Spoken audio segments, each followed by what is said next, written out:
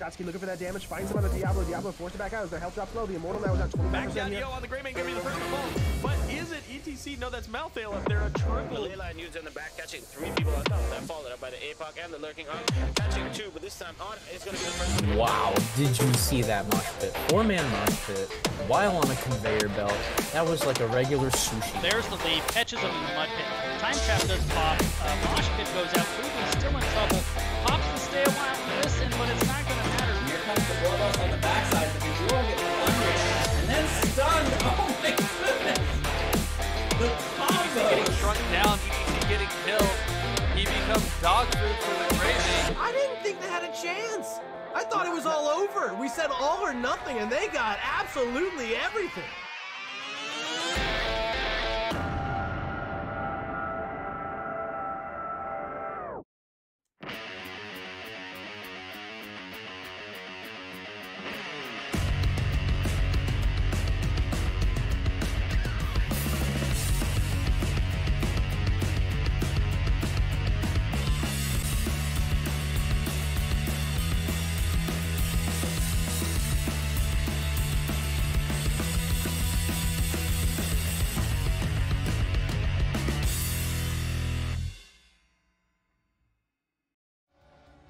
Hello, good evening, welcome friends to twitch.tv/eltaquito. I am Taco, I will be your host this evening. Here we have the infamous Darian Mosnax. We have Darian, who just got his HOTS account and Twitter account made. And over here to the other side we have Silly Banana. She'll probably make an appearance a little bit later on, but she's resting right now. Tonight we have Division B Northeast and round 1 playoff match between ReGen Ghost and Durotan's Couch. Both team members, both team captains are on the board of NGS, and these teams are number 4 and 5 in the division coming into round 1 of the playoffs. I see some ReGen fans in the chat. I see some Durotan's Couch fans in the chat. Super excited for this match. Just really excited. Everybody in this game is good people, and just absolutely excited for this to happen. And the teams are ready. So real quick, let me show you.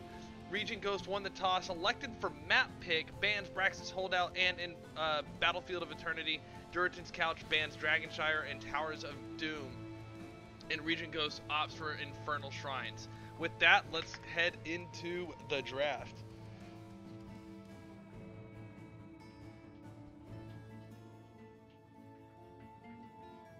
Durotan's Crutch is better than some other things, like the meme. Fortunately, so both casters know I'm still recovering from having been sick.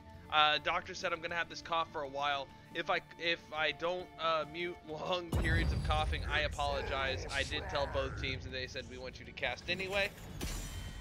And I'm great, and we're just happy to have things going on. But yeah, please bear with any coughing that's going on. I did, and we'll go from there. We are headed into the draft on Infernal Shrines with Durotan's Couch having the first pick. Hey Aragon, I appreciate it.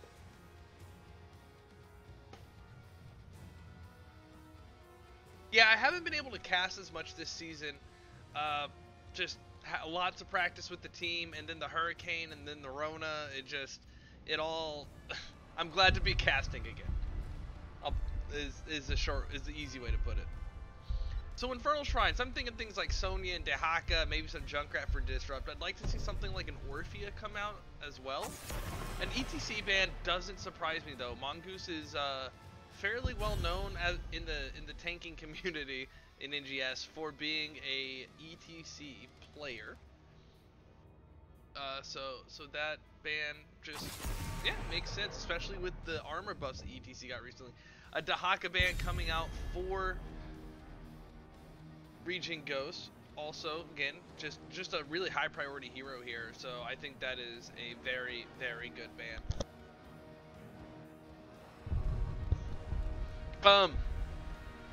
some of my settings got a little bit changed, so if sound levels or something seem off, like game sounds, game music, I have other music on in the background. Actually, I'm gonna drop game music down a little bit as the Sylvanas band comes out. No, baby, not you.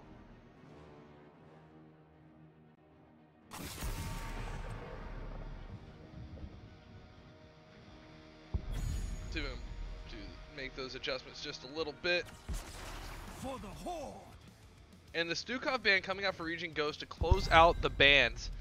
And first pick is Joanna, just a solid standard tank, lots of control, lots of defensive power.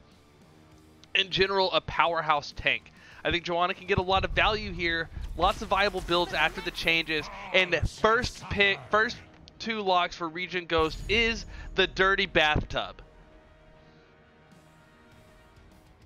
So, yeah, I like it. I would have really liked to see a mosh pit here. So we have all these names, especially for like Orphea combos. But shout out to Anaressa on my team, ReGen Rebel, for coming up with the dinner party with the mosh pit Eternal Feast from the Orphea. Nuclear Goose, my man, so good to see you. All y'all out there. I don't have shout out command set up. I don't know how to do it. Goose, if you can set that up, that'd be great. But go give Nuclear Goose a follow. He and I were in Navy training together. He's just a great freaking person, and is a chill streamer. So definitely go smash that follow button and then come back here. And better yet, open a new tab and do it so you don't even have to leave here.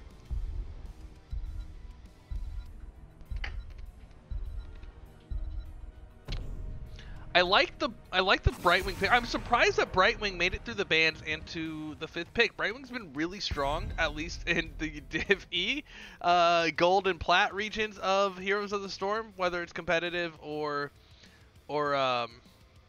Storm League. So Brightwing's just been a really strong hero. So seeing her locked in 5th, while making it almost to the mid-ban phase, is kind of surprising. I like the Blaze and the Deckard bans for the respective teams. I think Joanna Blaze gives Greymane a lot of time to go crazy, and Greymane is already good on the shrines. Deckard is an additional lockdown for the Leoric Orphea combo, so I think that's a really good healer ban coming out from Durotan's couch. So yeah, I mean these teams I think are here ready to play playoffs. More chats coming in for the couch, and I'm really glad to see you guys coming in. First time to my channel is great, but coming to support your teams in NGS is fantastic. Really happy to see support from both teams. Let's keep cheering for people. I love it. Junkrat and Imperius. Junkrat's really cool here. I'll talk about the Malfurion and Cassia in a second. But Junkrat has been just a powerhouse hero the past few months in how he's been kind of recognized by the community as such a strong delay and displacement hero. He's really making his way through the ranks, and Imperius is just additional lockdown for this team. Malfurion and Cassia is more good area control, especially with those roots, probably sleepy roots, and then Malfurion roots is going to set up Leoric Orphea so well. I think Ghost has a really strong team fight here, but I think that Durotan's couch can win the map better. So I think Ghost is playing for the team fight and Couch is playing for the map. With that, I'm gonna get a prediction start. Why can't I do a prediction? Why can't I do a prediction? Prepare yourselves for battle, heroes. Anyone know why can't I do a prediction?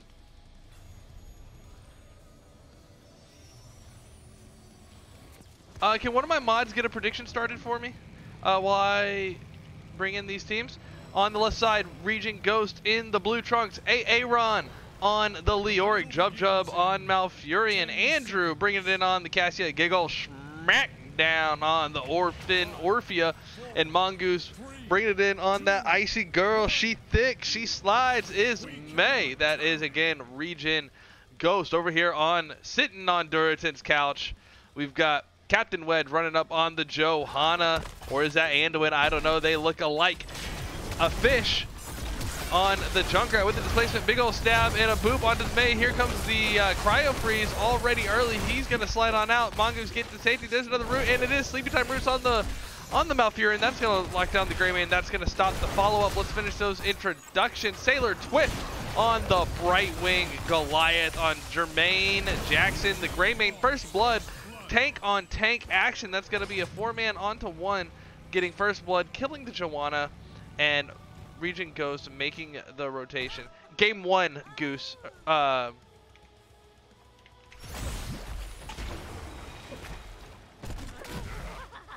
who did I miss? Brightwing is moving on down. I missed Wild Card on the Imperious. That is your team, Durotan's couch, eventually.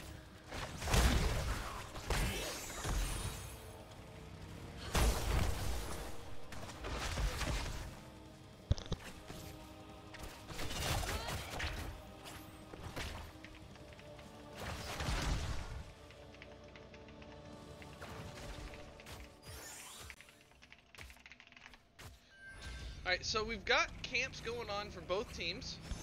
Picking up those siege camps. No invades happening. Look at this anchoring, though, from Captain Wedge. Really good positioning by Wedge. Just doing that boring roll of tank, sitting there looking out what's going on, making sure his team's not getting got.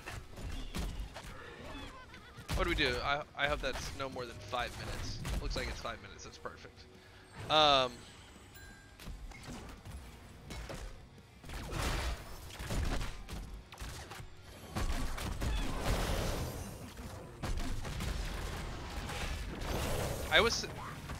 I was talking about not getting, yeah, Joanna tank position really good. Mongoose is also just a really good tank, but he was helping his team out with the camp, and it looks like Andrew's gonna go down with that 30 armor, barely keeping him alive. I didn't see the numbers pop up in time, but holy crap, Cassia not dying there.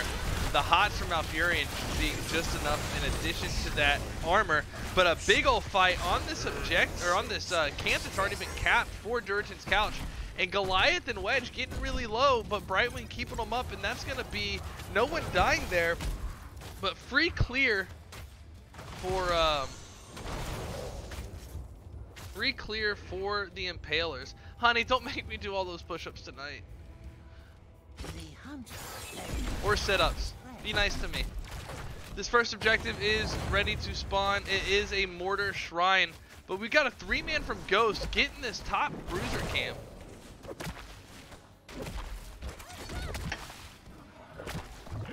To have that marching during this objective. ReGen Ghost looking for their opportunity to go in, waiting for those two, and now Durotan's couch knows they're split because that camp just capped.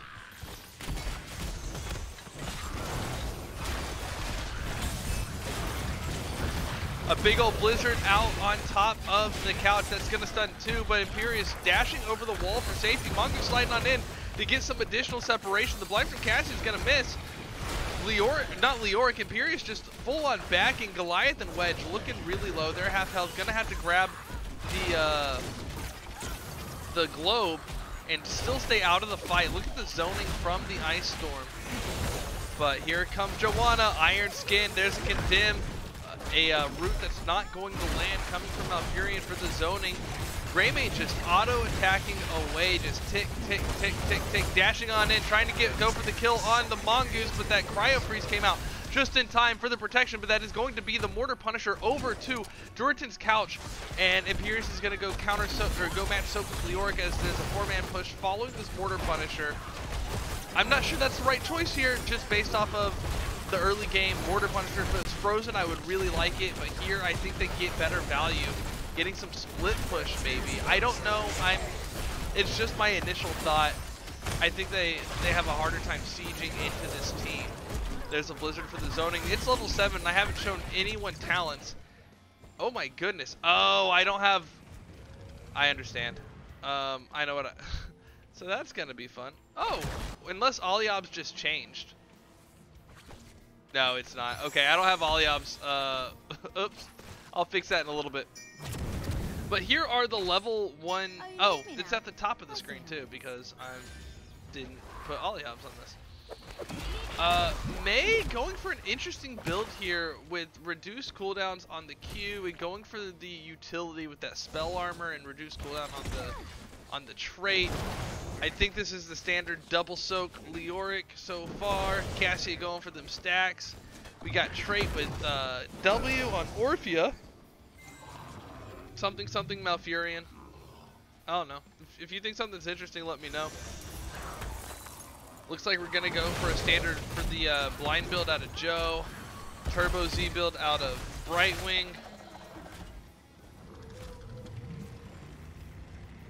Sustain human damage coming from the Gray main, and then going in for the yeah, Soln, yes it is. Thank you for that catch. I'll have to fix it in a second. Gray main, Imperious, yeah, but the level 1 through 7 talents are up there. All right, I'll dab in a little bit still. Thank you for redeeming your fuzzy taco lips. While nothing's happening, let's see if I can fix it. Server replay. There we go. Did that fix? No, that'll probably fix it between games.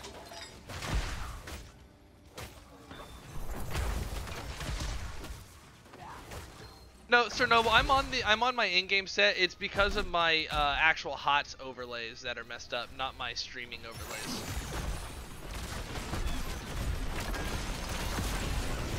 There it is, level 10, the Dirty Bathtub coming out, gonna catch the Joanna. Here comes Sailor Twiv, Zegon getting on in for the Ice Wall, gonna block off the Brightwing. Brightwing's gonna go down, but got the Joanna out, but here comes Orphea dashing with that Q, gonna keep on comboing. That's gonna be a dead Joanna because the Orphea landing those Qs. Great Mage going back in, gonna try to use that armor and mobility to try to make something happen, but the Root for the Malfurion is gonna catch him. That's gonna be Grey Mane down as well. That's 3 for 0. Riptire out there to try to disengage, not coming in quite in time, and a level 10, almost designer level 10 fight coming in for ReGen Ghost. They're gonna get bruises and come on in for this next shrine. It will be a frozen shrine. It is time. Defeat the Shrine's Guardians and let loose the Punisher upon our foe.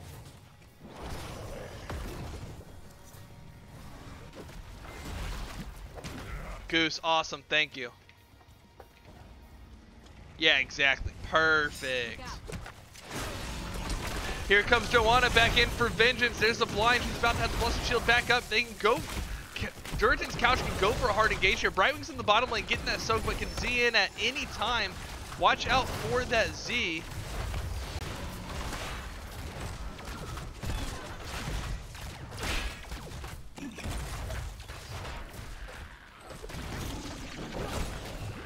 Here comes Brightwing in on the Joanna, but ReGen Ghost already at 26, 28 of 40 on the objective. Couch needs to look for a play here. Right now, somehow I ended up selected on the Cassia. There is the Feast going out. It's going to catch, catch some damage. Imperious and Greymane are going to die in there. Why am I, oh, that's why. I needed to press E. Oh, thank you. Yeah, I was trying to figure out why I was selected like that. I didn't mean to. You know, this is my first cast in a while, and I'm having a few issues. And that's not an excuse. I appreciate everybody helping me out because we're gonna get these problems solved. There was an Emerald Wind coming from the Brightwing. We'll look at all those level 10s here in a second. In a Blizzard to zone, Brightwing with nowhere to go gets jumped by the Punisher. And that's gonna be another kill. Now 7-1 in the game in favor of ReGen Ghost. Greymane looking for an opportunity to pop off to bring Durotan's Couch back into this game. Punisher over the wall. Real quick, Eternal Feast, Ball Lightning, Entomb, Twilight Dream, and Ice Wall for ReGen Ghost. Here comes the Brightwing in onto the Joe as my mouse jumps around. That's going to be big stunning power on 2. Here comes the Entomb, but the Feast is already expired. So now Aaron out all alone. Going to go with the Wraith Walk, but not in time. Joanna is going to finish off the Leoric. That was a little bit of an overextend by Aaron, and he pays the price. And Durotan's Couch going to follow his momentum. Gigglespec looking really low. Orphea trying to get away, but here comes Joe to catch the Orphan. The trait goes out with that trait build on the Orphea. It's going to be enough to keep her alive. 5 chasing 4 though into the mid lane. All right, taking a quick look at the Durotan's Couch level 10s. Blessed Shield, Emerald Wind, go for the throat. I imagine it's Wrath of the it's Wrath of the Angiris. Okay, and Riptire coming in for Durotan's Couch.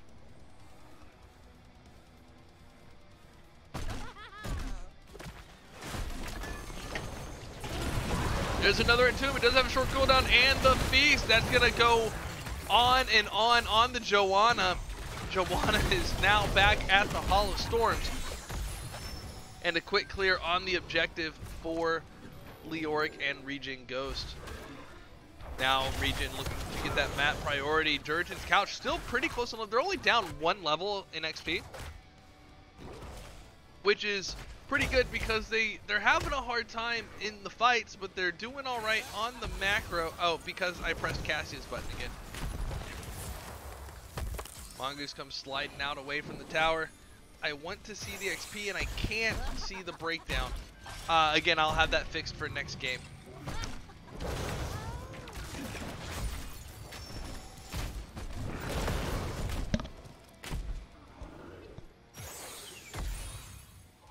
Marching on in, Mongoose looking to move that trap, gonna go ahead and pop it.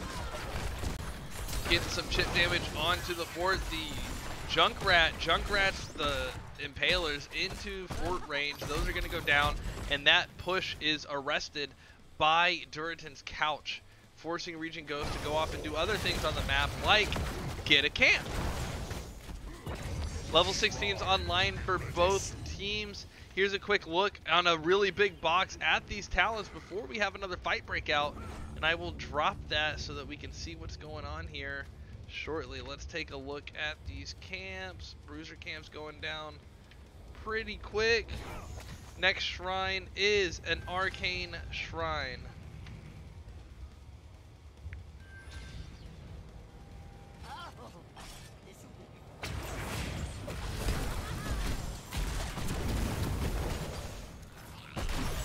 Alright, ReGen Ghost gets in position first. They're going to start out on the shrine, but here comes Durotan's Couch moving on in from the side. They did have a little bit of ambush positioning, but not able to make use of the Captain Wedge over here on the side in the corner. Going to look to catch Cassia out. The dash and the condemn not going to land. Iceball comes in. It's going to be a separation. Doesn't quite catch the Junkrat, but that's okay.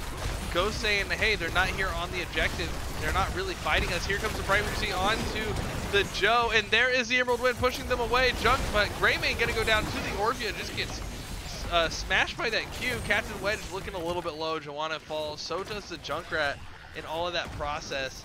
3 heroes just getting split up 3 different directions by the concentric circles of ReGen Ghost. I don't know if they actually dropped in concentrically, but there's a lot of circles that are forcing people out.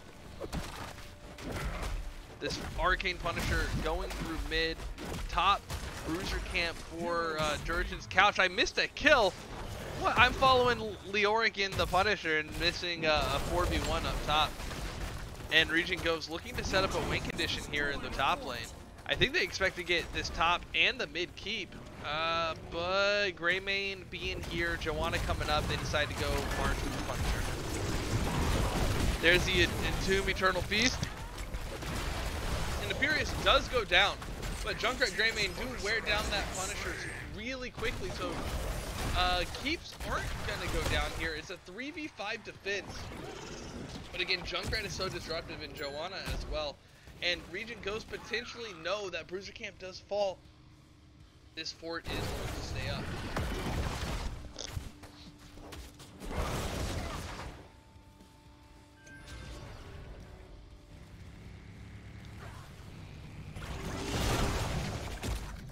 And both dogs are asleep. It's fantastic.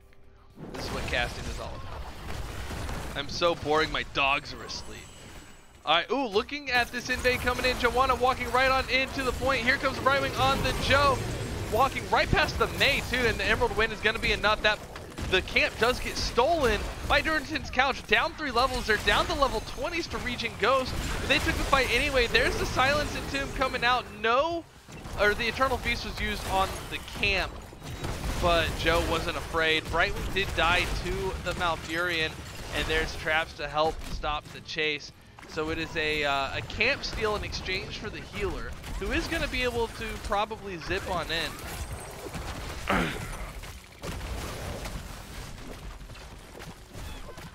Depending on what's going on. But Durotan's Couch really wants to get some soak right now.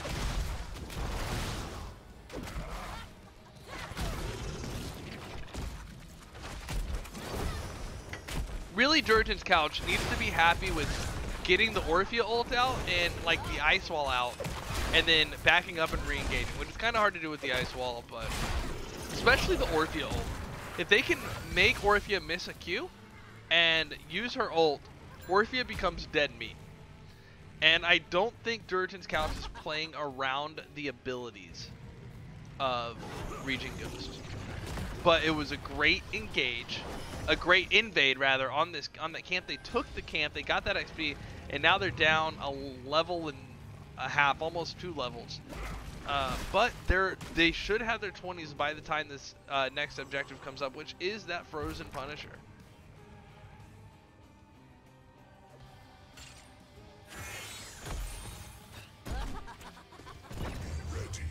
A shrine gathers power.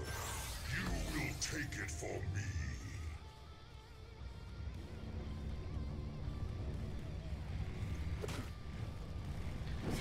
Painting the map blue, classic ReGen Ghost. We have an advantage and don't want to throw it away style. Lots of clear time for Durotan's Couch, getting rid of this Bruiser camp, getting rid of this Siege camp. And objective is coming live. Both teams can get there at about the same time, except level 20 is actually not here for Durotan's Couch, and they really want this 20 before coming in for the engage.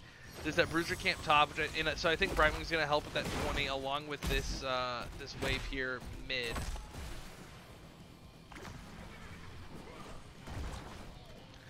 Level 20 is we'll look at talents here in a little bit, especially because level 20s are picked up. Look for that Brightwing to come zing on in onto the Imperious this time.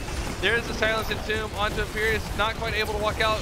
Orphea coming on in. There is the Emerald Wind to push away. Everybody stays alive. Imperious using that Rasp and the Aegis to get out onto the Leoric. And Brightwing also looking really low. Gonna Emerald Wind again with that level 20 Emerald Wind. But the Punisher is already blue and marching through the bot lane, but nobody died in that entire engage. And that is what is really the remarkable part of that fight and that engage. Pat, remind me to hopefully set up this replay function this week.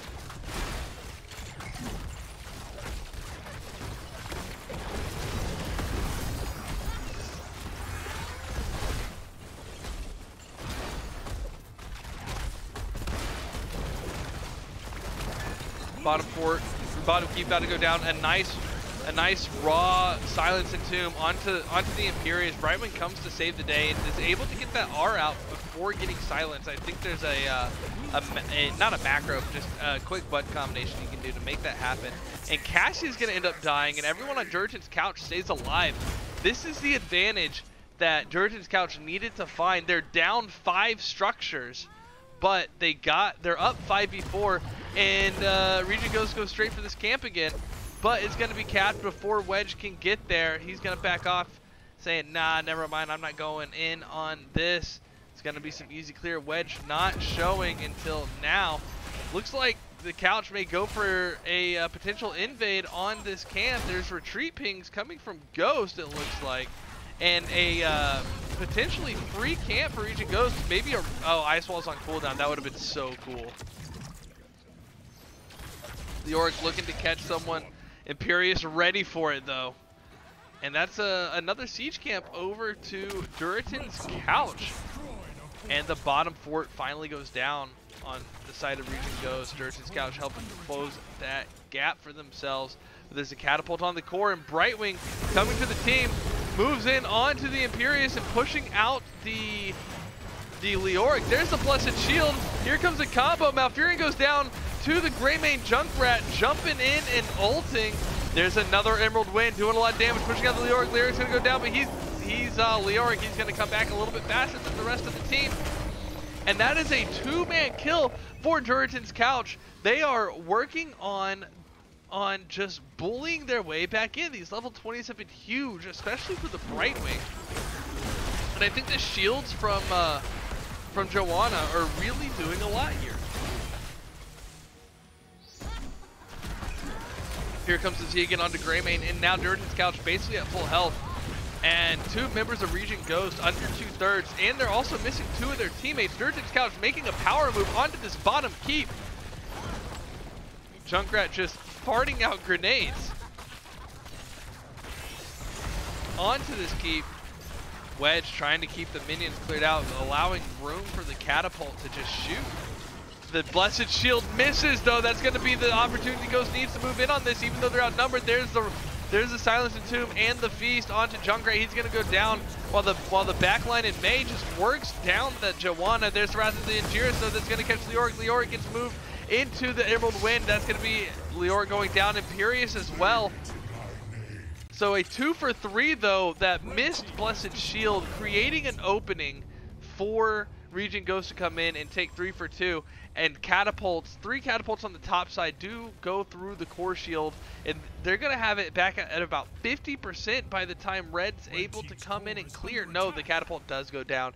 So 61% core, more Emerald Winds coming out from Sailor Swift, trying to get away. 1 more second, there it is. Watch for another Emerald Wind for separation. Oh, Sleepy Roots, though, from the Jub. That's going to be enough. That's a dead Brightwing. ReGen Ghost now up 3-1. They could go in.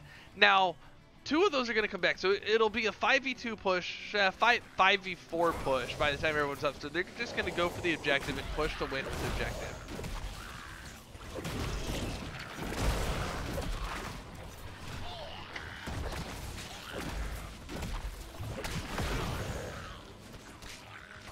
I'm going to turn off the template real quick so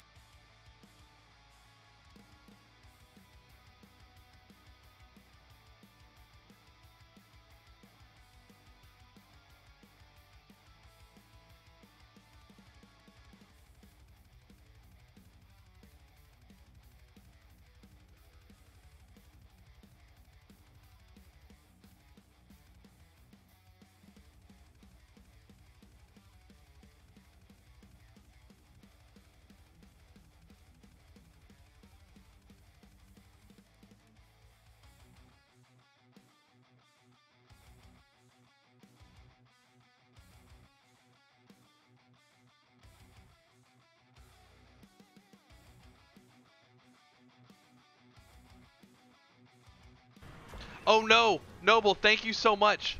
Thank you.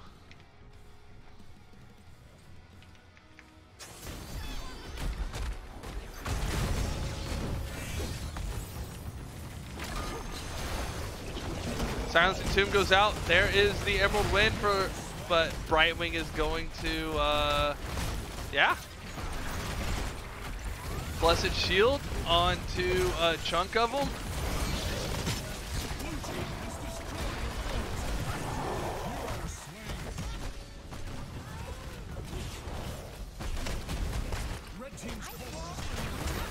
A great Ice Wall onto 3.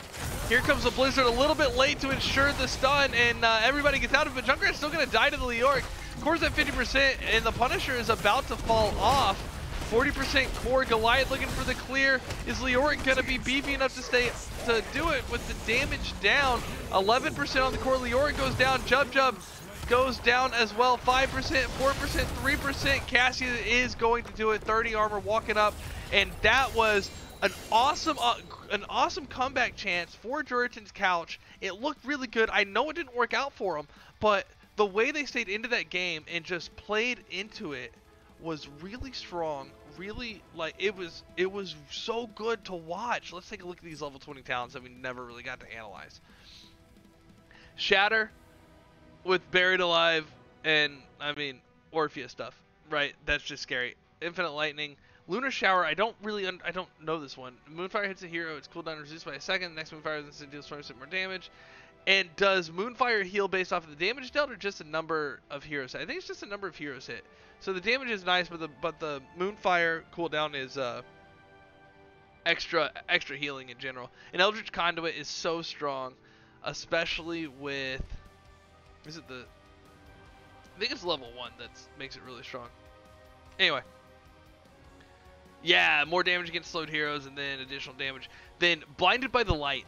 Lots of, with the double shield, and took Blessed Shield instead of Momentum at, I think it's 13, it might be 16, but that was Blinded by the Light, just so good. Really good ability with those shields. Extra wins. Blunderbuss is classic. Interesting. Anyway, otherwise some pretty standard stuff from these level 20s. Those are the talent builds. Here are the stats. I mean, the stats were, I felt like the game was very even though the beginning of it seemed kind of lopsided. So yeah, I thought it was done really well. Let me tell Mongoose and Wedge.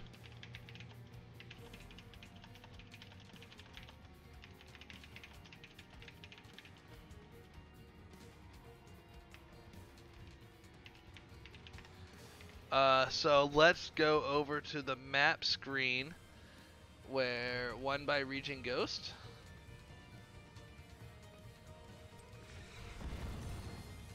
And then let me make sure I got the observer set up. Look at this guy. Look at him. Just look at him. Oh, he's the cutest freaking thing. Observer.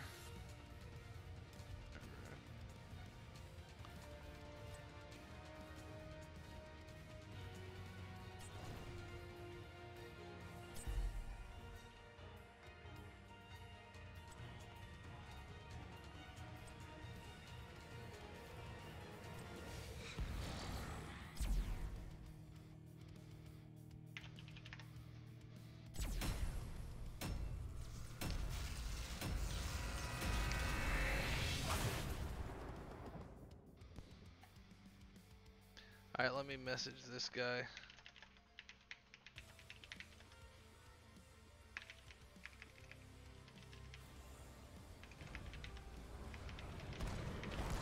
Select a talent and prepare to attack. Oh, what was that? Oh, let me come back over here. Alright. Alright, good news. I got my observer fixed. Options. Quick. Oh, and that's going to close me all the way out of HUTs. And that's okay.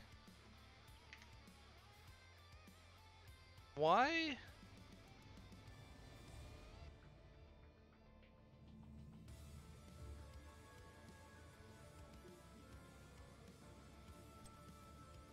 Okay, there we go. Just put me out of that.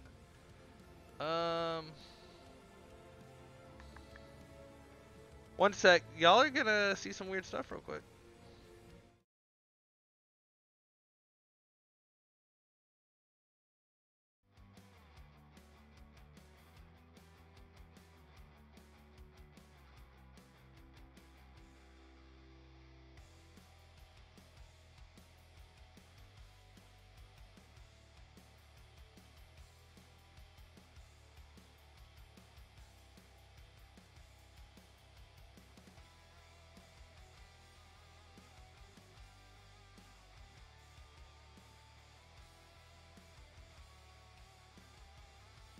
Okay, I'm back. I'm sorry about that. I was getting messaged about some things that I was trying to fix real quick too. Olyobs is working. I fixed my my stuff. I had some picture issues going on. That was weird. The next map is going to be Cursed Hollow, picked by Durotan's Couch.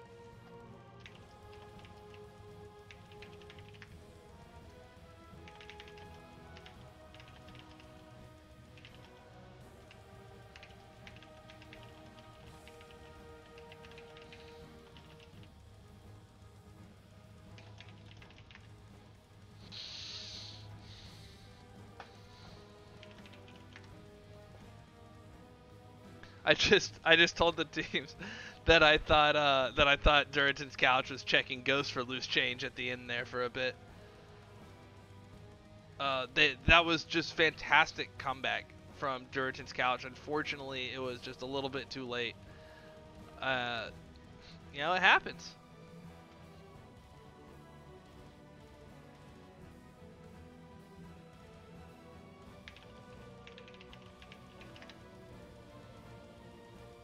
All right, now those of you looking forward to game number 2 and those bans, here they come. Cursed Hollow.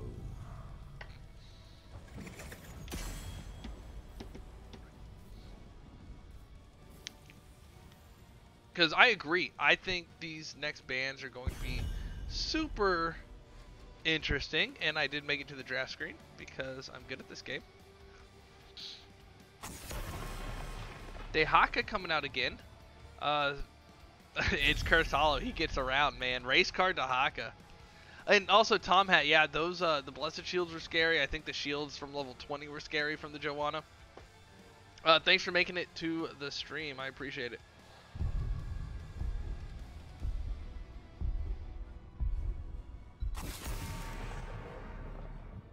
The Leoric ban. All right, they don't want to deal with Aaron's Leoric. Aaron, you know, just a solid offlaner. So I think the respect ban is good there. Here comes the Brightwing ban. It's Cursed Hollow. The Brightwing was good already. I think that's a fantastic ban.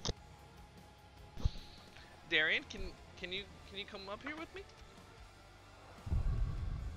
Yeah. What do you think? Should they ban Falstad? I think they should ban Falstad.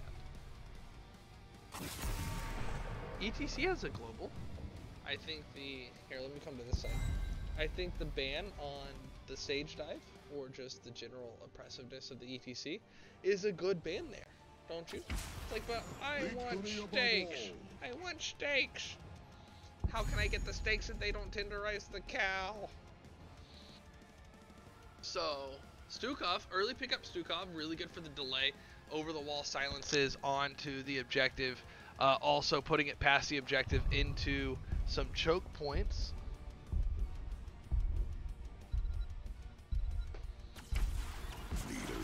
For the Nexus. Blaze Orphea, they're taking the Orphea away too. They're just doing all sorts of denial here on the side of Durotan's couch, taking heroes away from ReGen Ghost. And the Blaze does make it through for Wedge.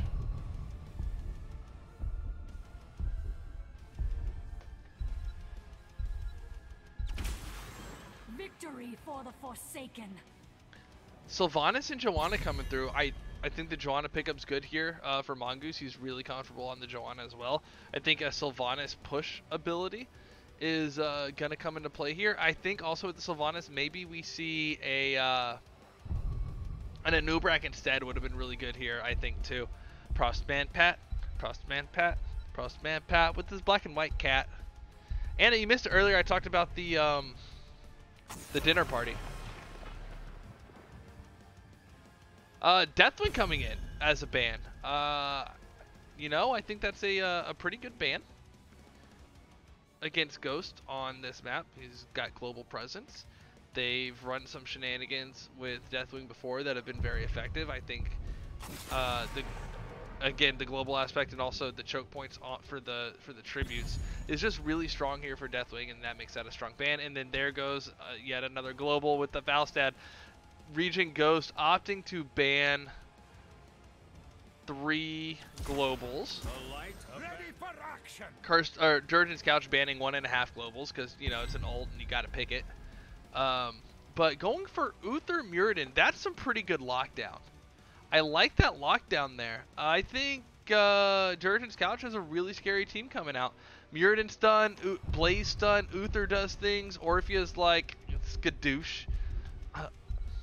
I may be an orphan, but something, whatever the opposite of an orphan is.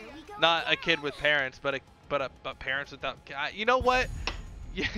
Never mind. This is just going bad places. But Aaron coming out with the Lost Vikings. TLV coming in for some extra split push. And a Medivh coming out for Sailor Twift. Goliath going to pick up the Uther. There's a swap there. Gigglesmack picking up the Chromie here at the end. Let's do slash prediction. That didn't work.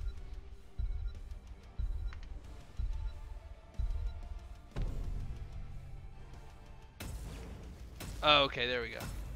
Start prediction. Game 2. No, game 1. Oh god, it's so small in this window.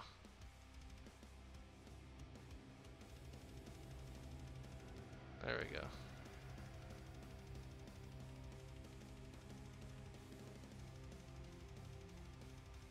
Maybe it'll work on in my browser again here soon. So prediction is up.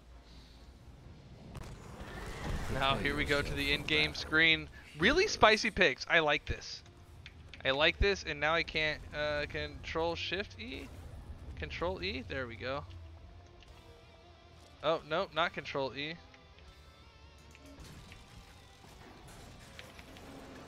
I forget how to do this. Okay, there it is. I fixed it. Let's start on the right side this time. Jeez. A fish on the Orphan. Wild card on the Blaze. Captain Wedge on the Muradin. No, on the Uther. Goliath on the Muradin. And Sailor Twift on the Medivh. That is your team. In the red trunks, Durotan's Couch. Silver Arrow, my lord, how are you? In the blue trunks, Mongoose on the Joanna, Jub on the Stukov, Gigglespeck on Chromie, Andrew on Sylvanas, Aaron on Olaf, Aaron on Balog, Aaron on Eric. That is TLV and ReGen Ghost. Level 1s are on the screen. Puppy is back on his bed. He said, the cow's gone, I don't want to watch anymore. Also, Silver, that vote takes us to game 3, if you're right. First objective is going to be on the bottom side of the map, so look for ReGen Ghost to get an advantage on camps here because of where the siege camps end up. We got a globe quest out of Joe on a big map like this. I don't like it personally. Healing build, I believe that is, on the Uther with that W quest. Could you not, Puppy? Okay, so Durotan's Couch going for their Bruiser camp, which is a little bit unexpected. I expected Ghost to go for the Bruiser camp here and then get the Siege. So Siege is marching off lane. So they have the most off lane camp going, and they don't have like... Whereas Durotan's Couch is setting up to have their Siege camp walk right by the objective.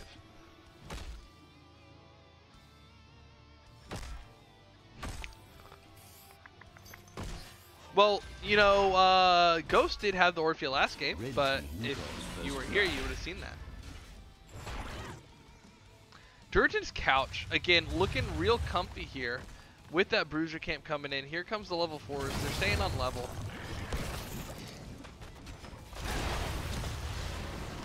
But they're now trying to clear out.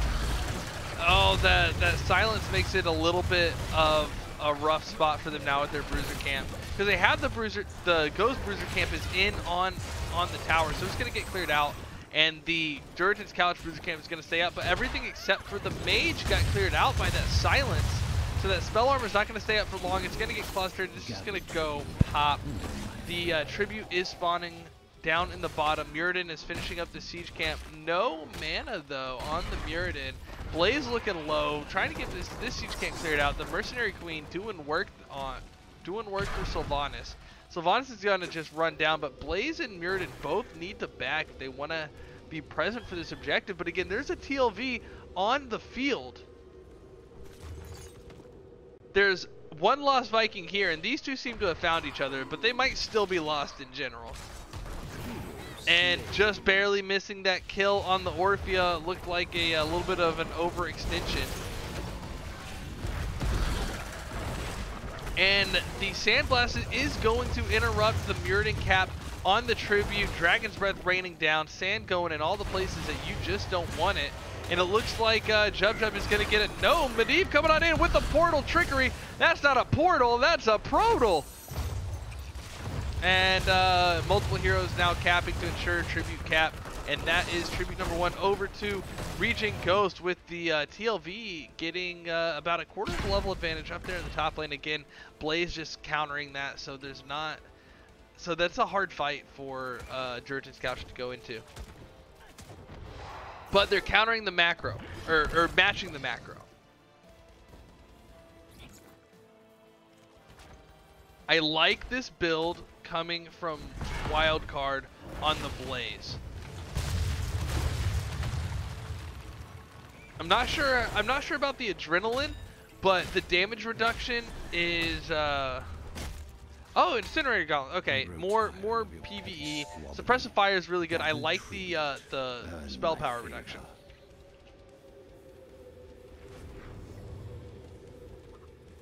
This is a very safe tribute for ReGen Ghost, so probably gonna have a give on the side of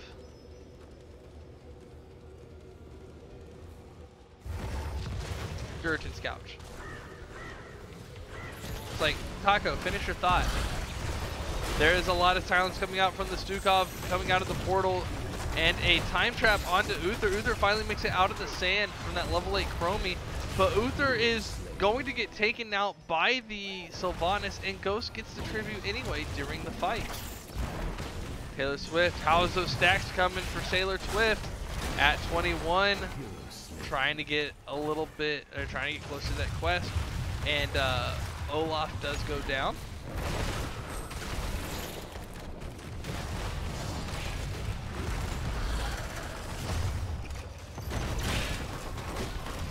I really like the Raven Familiar at level 4 for Medivh, but I also like the armor. I think the slow is nice. I think the armor can be better at times, but I mean, into this team maybe not. I think the slow is better into this comp. And now I'm showing nothing.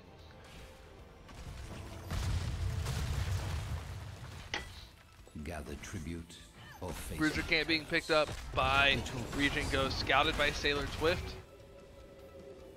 I like this triple tank, double support. Like, I like the creativity of this comp coming out of Durotan's Couch. This Bruiser Camp is going to get picked up now by ReGen Ghost. They're going to be able to get to that objective on time if they really want to, but it looks like they don't. They're just going to give it over to the Couch and play for their next one. Although level 10s are online.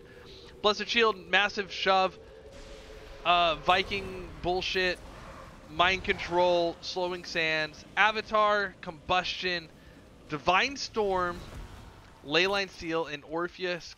Currently undecided, probably waiting till ready to pop it. That is Play Again. And that is a dead Balog. Sorry for not showing much while finishing up with the talents. But looks like ReGen Ghost wants to come push bottom. And so Medivh, Mirrodin are going to try to stop the push. And Orphea, Uther going to counter. No, Orphea's cleaning up that Bruiser Camp. And Uther's coming down to help stop the push. This is level 11s into 3 and change. No, 4 and change. Eric's running on up. It looks like trying to catch rotations from that bush. Shall we see who gathers enough tribute this time? Heroes slain. And Blaze does catch Olaf again. Sorry we're not catching those. I have such a hard time seeing those health bars. And they're Vikings. Like, some of you are probably do because of the hatred, but like, do we really want to see every Viking kill? There's some portals coming on in to the aggressive side of this tribute, zoning out ReGen Ghost because they're not all here.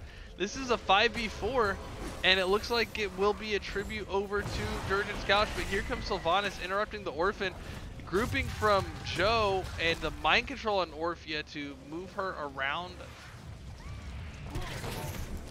the tribute. And this is an engage opportunity for ReGen Ghost, taking the portal through. That's going to be a double Divine Storm. That's going to catch Sylvanas and probably Stukov. Stukov is able to walk out. They go back through the portal before it disappears to get back to the tribute to get in on the fight again. Great play by the Medivh Uther. That's the type of coordination you want to see on a Medivh.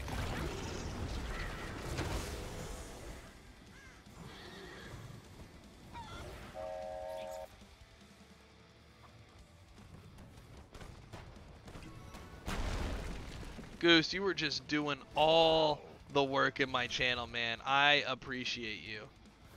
Again, if you haven't already, go give Nuclear Goose a follow. Mongoose doing all the work on the blue side of the map, though. Captain Wedge, Goliath getting the siege camp, doing all the work on the red side of the map. A fish. Grabbing this bruiser camp right next to this tribute. This could be a little bit scary for Durotan's Couch, especially as the Orphea goes sub 300 health.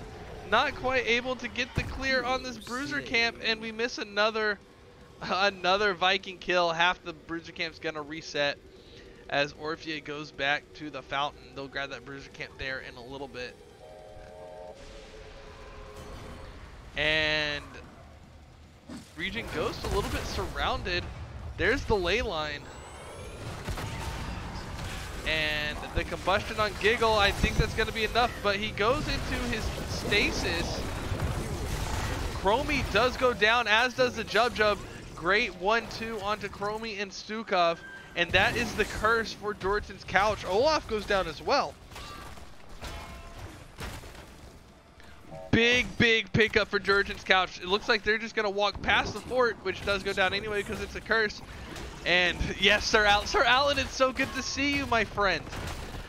Great moves by Durotan's Couch here, going straight for the keep into a two-man defense. Medivh dropping down into human form again. Still not quite up there on his quest. 33 of 40, still trying to get that done, that Arcane Rift, but this keep is taking a lot of damage. So 15 seconds left on the curse. Is that going to be enough to get this keep down for Durotan's Couch? They're taking portals deeper. They're going deeper. The Divine Storm's still down for 20 seconds, but the Chromie gets killed by the Orphea. This massive shove onto Orphea, pushed behind the keep. Might get escorted out, but here comes the Eternal Feast.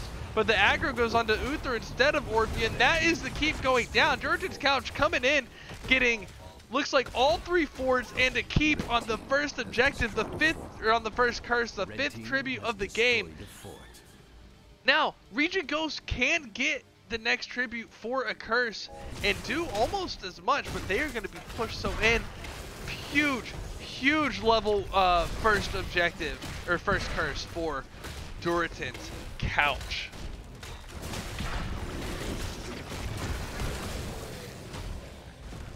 Let's hear it for the Couch in chat. That was huge. Absolutely big plays.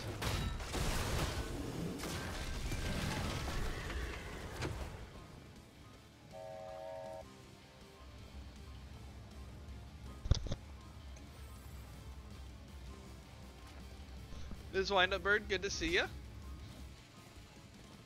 Boss going in top is going to put pressure on the core, opening up Durotan's Couch to take this bot spot and get this bottom keep.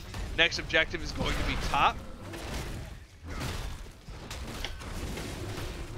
I'm out of cognac, and that's upsetting, but I still have my Alka-Seltzer, so I'll be okay.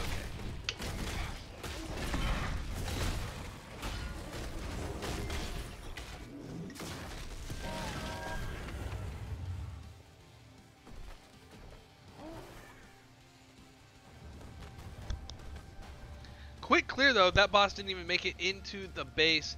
There is a siege camp on the top side with the Vikings. Aaron's got his work cut out for him with these Vikings. Blaze just wouldn't leave him alone, so losing a lot of value on the Vikings. Boss slamming on nothing. Sailor Twift 4 away from that objective, from that quest. Make it 3, make it 2. Boss pushing on in, less than half health. Another Viking goes down. It looks like Blaze is just going to grab this objective now. The rest of the team pulling off. And Medivh just chilling. Medivh just chilling. Dropping a portal to make them think that the team is there. I like it. I like that portal play. A little bit of mind games. They grab another another Viking. And looks like ReGen Ghost is going to try to take care of their lanes for now. Durotan's Couch looking for an opportunity to press their advantage. Because they're 5v4 for the most part, unless all the Vikings show up. Well, I guess they're 4v4 because Blaze has been staying matching Vikings. So that's a little rough.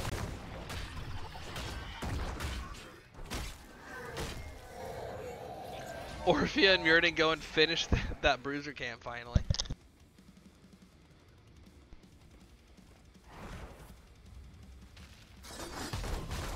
Shall we see who gathers enough tribute this time?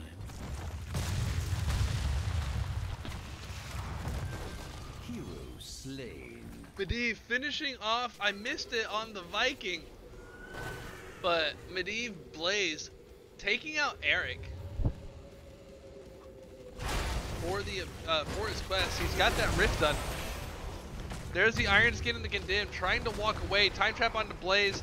Not really going to do much, but all heroics are up. There is another time stop onto that Sylvanas, who's going to run on out with the Will of the Forsaken. Going to catch a big mind control onto Orphea, or was that Medivh? I don't know, but Orphea gets massive shoved out. There is the curse picked up by the Viking for ReGen Ghost to try to clear out the lanes. That's a big portal push in from Medivh and friends, barely missing the stun on Jub. Blaze having to walk back out. I feel like there's a little bit anti-synergy with that mind control and the massive shove, and they missed both kills. A little bit of lack of focus as well. And it looks like Blaze gets caught by the tower, maybe forgetting which side the curse is on. It's a curse, but not for me. Blue team has destroyed a fort. And Balog walks through the top fort, is getting pressure on that top keep. Here comes Orphea. And Balog just accepting his fate because Olaf is walking away. This is how you counter Vikings. You counter Vikings by ganking them at the same time. Yep, there's a play again from the Olaf. They're gonna push bot. Medivh is hunting, looking at this bruiser camp. I found them. Hey team, they're over here. You are free to move about the cabin. There's a portal. Say, hey, my team's here, and it baits out the mind. I mean, it's level 20 mind control. It's fine, but that portal baited out an ult. That is some strong portaling. Mind control going at the gate. It's back off a cooldown.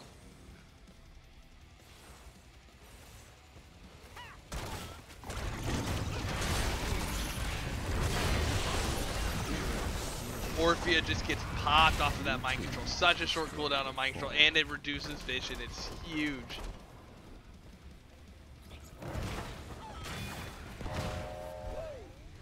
I can't wait to start practicing Medivh again. It's gonna be a slow, painful process, but like one game every few days, I think we can get it figured out. There is the Chromie with the vision. Mind control is going to whip, but again, it's a 15-second cooldown. It's just part of the rotation at this point. And it looks like there's some opportunities maybe for boss with the Orphea dead. Mongoose is going to go look at it, but so is Sailor Twift. I bet Sailor Twift puts out some good albums. Also,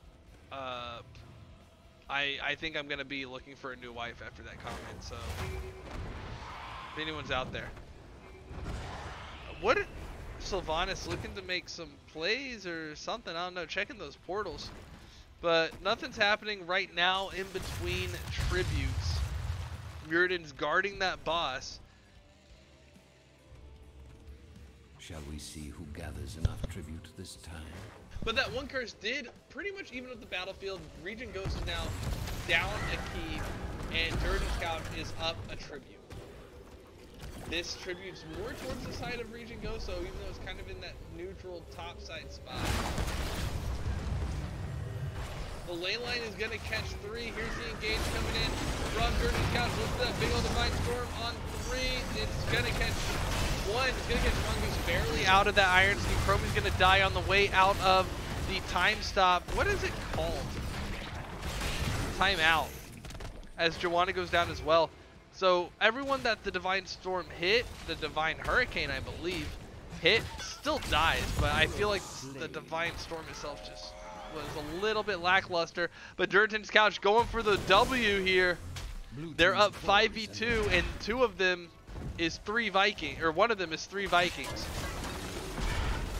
Sylvanas going back to defend as well. With the mind control, is Andrew gonna be able to put out enough damage? Sylvanas does a lot of damage. There's the ley line. Lots of core damage going out. Here comes the Vikings.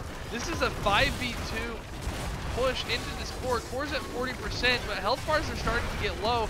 This could get a little bit scary. There's the time. Nope, I heard something that's not Chromie because Chromie's dead.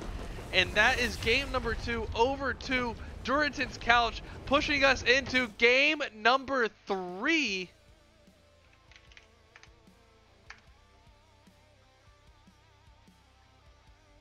And I almost finished the prediction a little bit too early. But here's a look at the stat page. Level 22, low damage for both teams. Just sieging away. 40,000 XP for the Lost Vikings to 20,000 for Blaze. Wow. Just wow.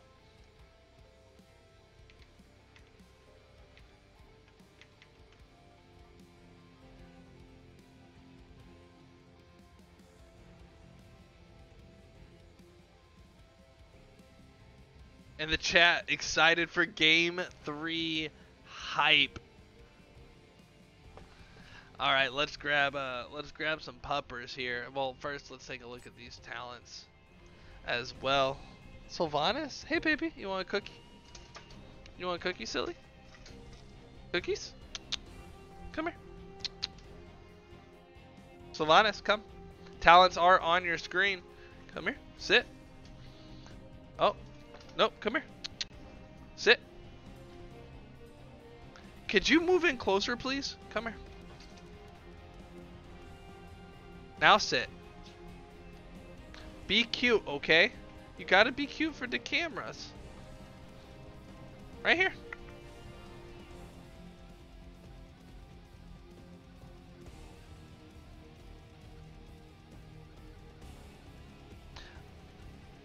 Well played. I mean, both teams well played. I was concerned about Medivh not getting that quest done for so long, but I mean, Medivh, I don't think really. Yeah, Medivh in the No Death Club, Muradin in the No Death Club.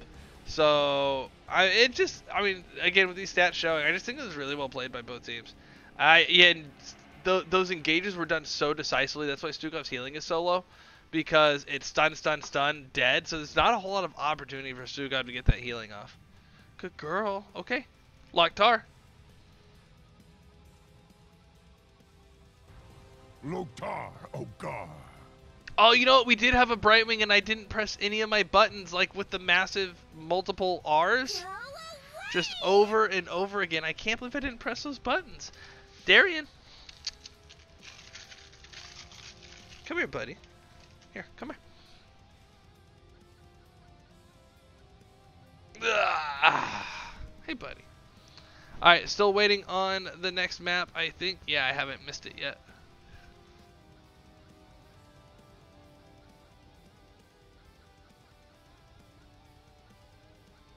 Alright.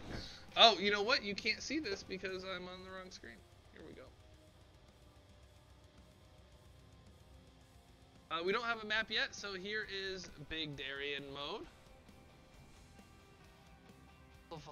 Darian, can you stop scratching me with your back feet, please?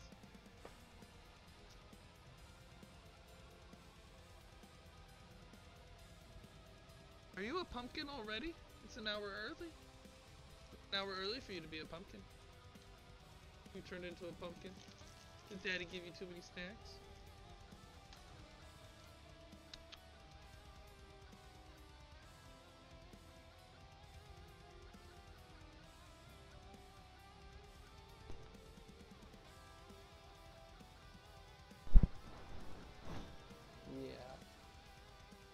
Look at you just being cute.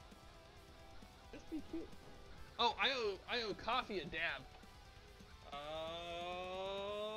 Which way is he going? Dab! Alright. There's your dab, Coffee. Some Alka-Seltzer.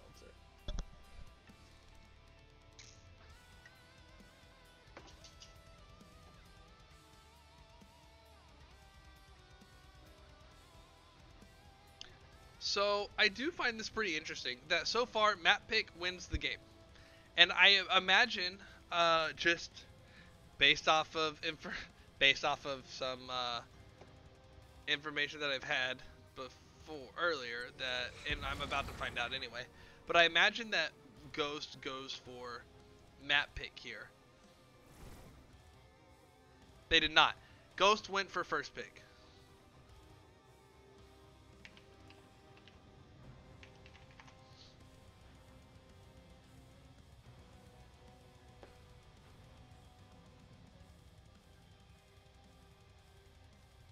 And we are going to the Sky Temple.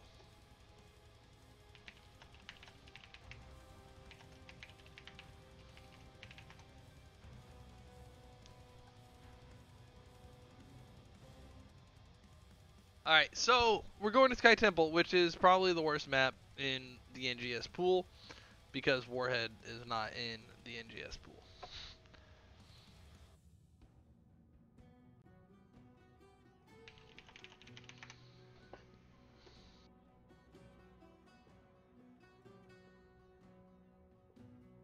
Silver!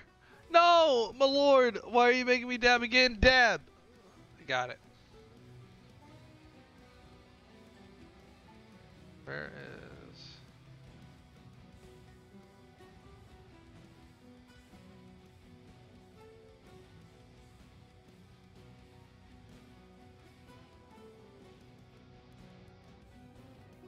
Oh, that's not where I want it. I want it pop... I guess that's fine. Boom. Why are my quick actions disabled from my dashboard? I wonder if I have to do a verification thing. But I've already verified. That's weird. It's weird, and I don't like it.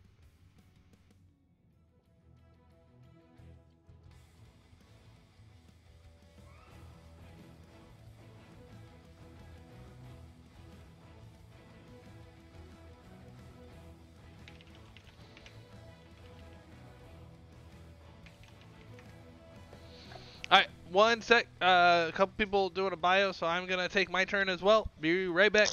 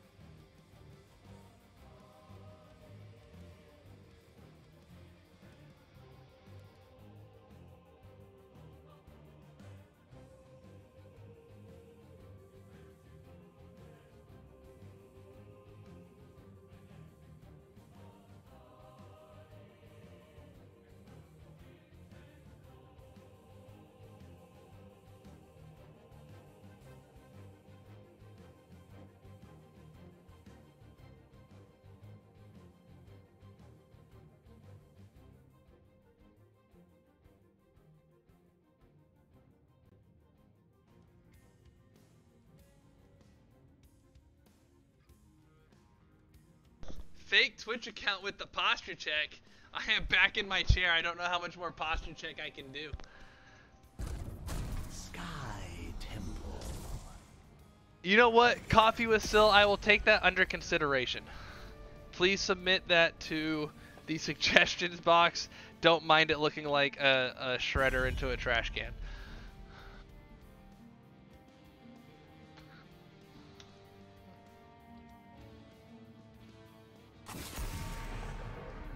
Pat, that is correct. Unless they've changed it for this season, but I believe that discussion was for later. There was talk about doing a three-way round robin and then rock paper scissoring that, and then nobody knowing what to do. But we are in the draft now.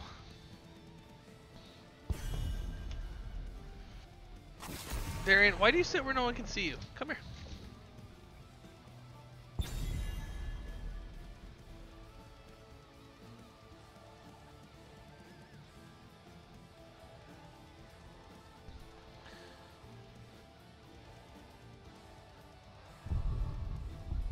Good boy.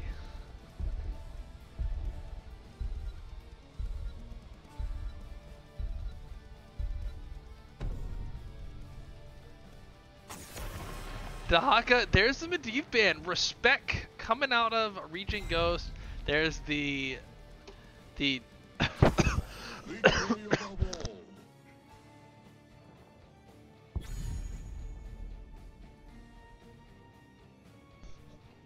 ETC and Leoric band coming out of the couch. Respect still hanging around from there. And a Suka pickup for the Jub Jub.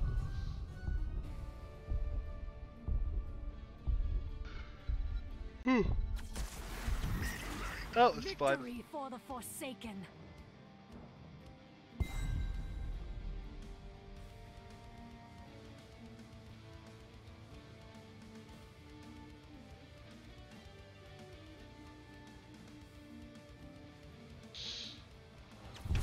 The crusade For the Nexus.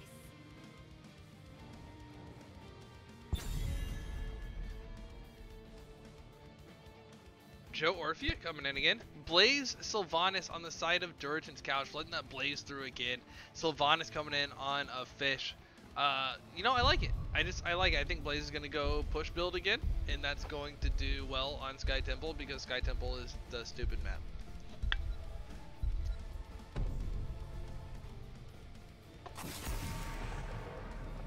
Vikings ban on a map like Sky Temple makes all of the sense.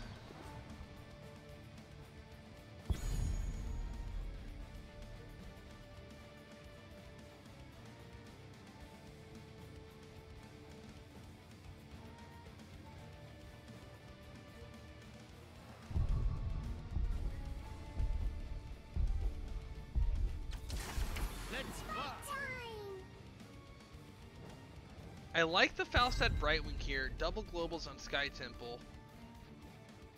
And the Gust. The Gust is really good. There's some tight spots here that work out really well for Gust. I think Emerald Wind is going to be really strong as well. There's lots of displacement available for Durotan's couch that ReGen Ghost is going to have to look out for.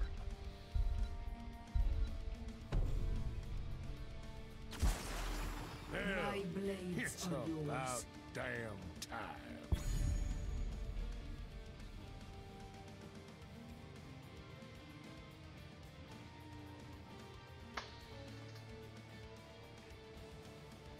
Let's see. Tychus Sonya. I think they're anticipating another tank here because Wedge hasn't picked yet, which makes sense. So I think the Tychus, and then Sonya to get to that back line. There's the May. I think May's a good pick here. I think she has the capability, depending on the build, to really shut down a lot of what Ghost is doing. Honestly, I think I like the Durotan's couch draft better here, but I'm interested in how ReGen Ghost executes.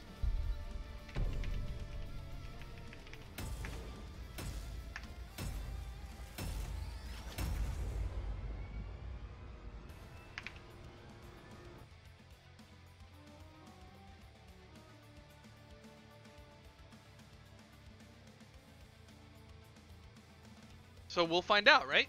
I mean, that's why we're here, is to find out.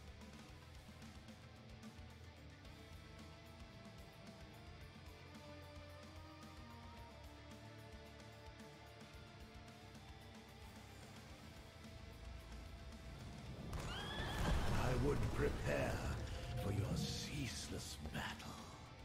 If you wish Here's the to good luck, live have funs for game 3. The future of the Div B Northeast playoffs is on this game. So, in the blue corner, in the blue trunks, Aaron on the Sonya, Giggle Schmack on the Orphan, Jub Jub bringing it in with Admiral Stukov, Andrew playing Tychus and Mongoose on that classic tank, Joanna, that is ReGen Ghost, not going for the die for the ice strat, wanting to counter the potential Sylvanas G's wild card on the Blaze up in the top lane. Captain Wedge at half health on Meg, walking out with Sailor Twift on the Brightwing, Xenon in, Goliath on the Falstad, and ooh, look, a fish on Sylvanas. That is your Durotan's Couch coming in for game number 3 here on the Sky Temple.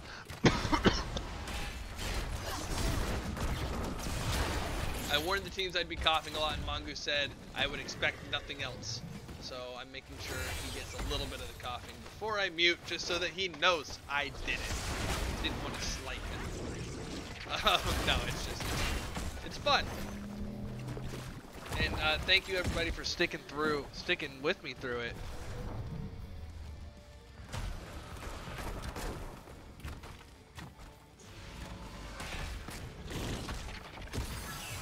Overlay, thank you, Pat.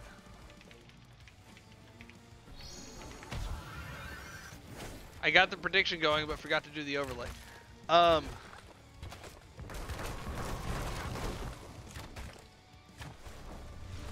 Siege camp getting invaded by ReGen Ghost. It's only being worked on by Sylvanas with Wedge doing the anchoring. Here comes Falstad though. Brightwing too far out. This is going to be stolen by ReGen Ghost. I'd like to see Ghost defend it here instead of just pick it up and leave. If they can keep Durotan's Couch zoned off of it, because Mace is going to slide in and push them into the fort range, and that's going to be the end of that camp. Now the XP still goes over to Ghost, but how fun would that be for that camp to get value, and we just see fighting right here for the next 30 seconds or so.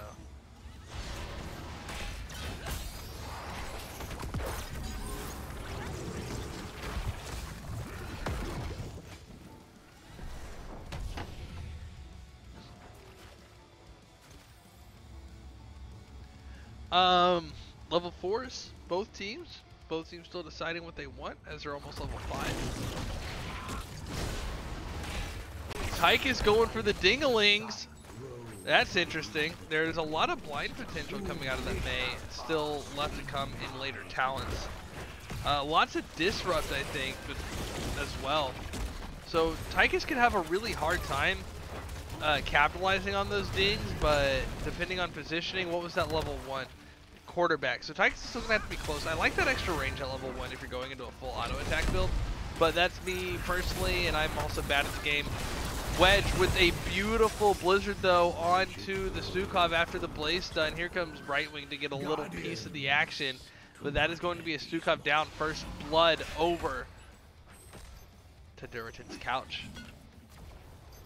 Someone get them some OxyClean.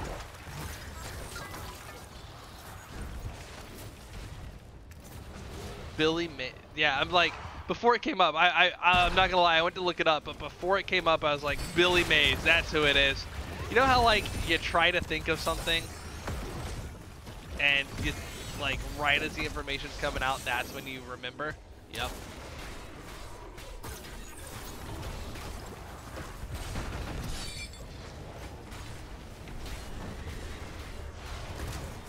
So it looks like Durotan's Couch and ReGen Ghost are gonna just kind of split up this objective, both taking like about the entirety of one.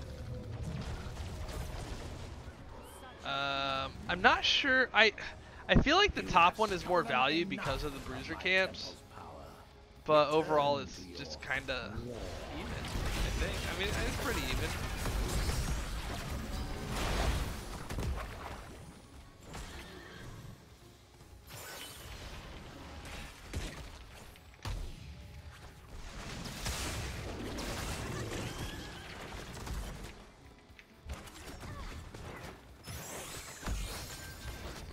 Alright, quick talent check here at level 8 while nothing's happening. Bruiser Camp picked up by Sonya.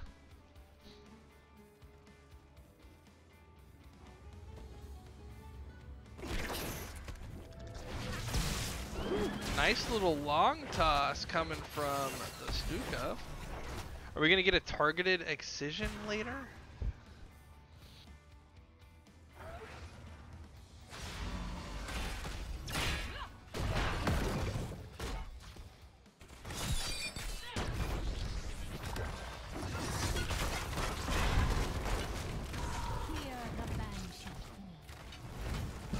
And Mercenary Queen, not Mercenary Queen. That's trait there. No, I mean that makes sense to use trait on that. But Sylvanas is gonna wear down that Bruiser Camp. Temples aren't up yet. The timer hasn't started yet, but looks like ReGen Ghost is gonna go for a 4-man push in the bot lane. Now the Temples are about to activate. So getting this, I think, is really good value for ReGen Ghost. And they got the fountain at least, which is going to play to their advantage on the fight, and also that means the Temple has that much less to go through on the push, on the objective value, I should say.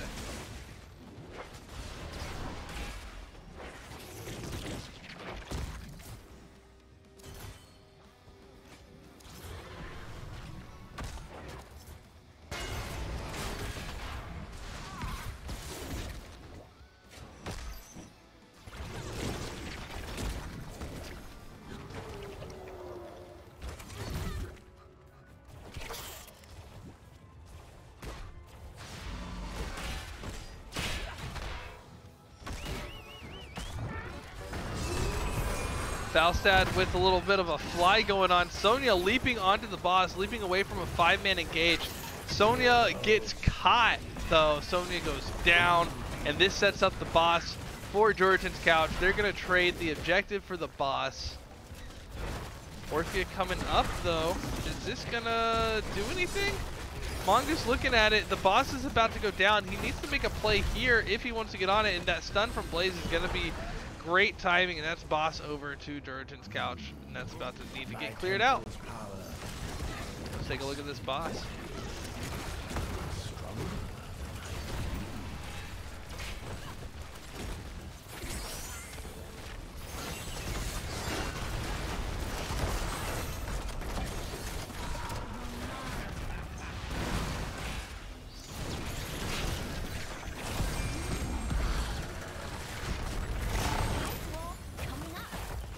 Icewall gonna catch Stukov during the shove, and then a stun from the Blizzard and a mind control. Great timing. Here comes the leap from the Sonya onto 2. That's gonna be Falstad, and Sylvanas going down, and great counter engage, turning that fight by the Sonya. The Emerald Wind coming in from the Brightwing for the separation. That's going to keep Wedge alive. Buy your healers a drink, everybody. I can't remind you enough.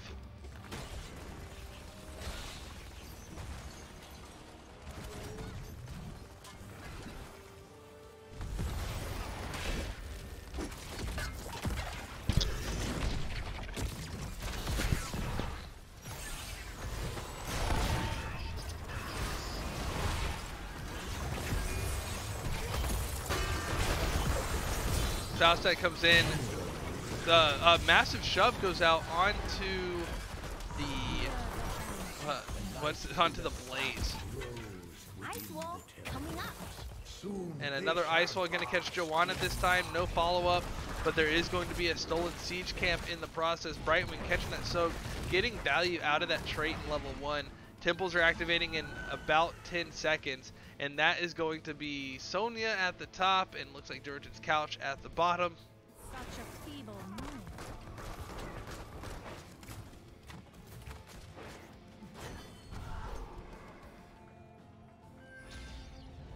Red team has crushed a fort. Blue team has destroyed a fort.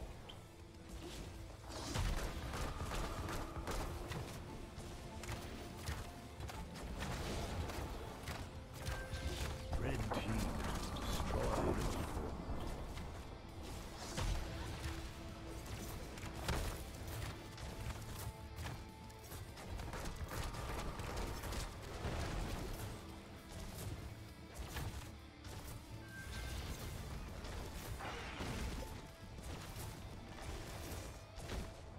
Durotan's Couch getting some push value out of this siege camp. Both teams getting all of the forts down from these temples just because of even pressure on the map. Bruiser Camp's pushing it top. Blaze going for that clear. Blaze with those Inciner with that's Brightwing. Blaze not going Incinerator Gauntlets this time, but still getting cleared out. And bottom gets saved by Ghost as well. Like, just so even on this map right now. These teams very well matched. Really good to see.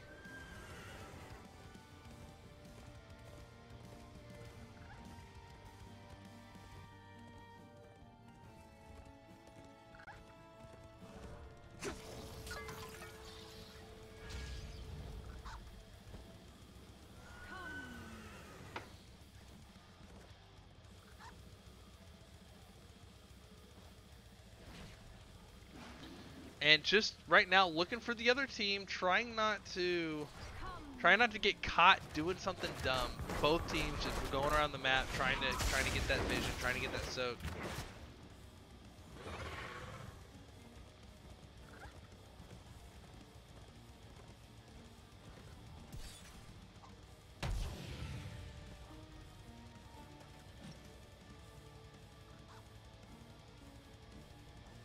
One minute on siege camps.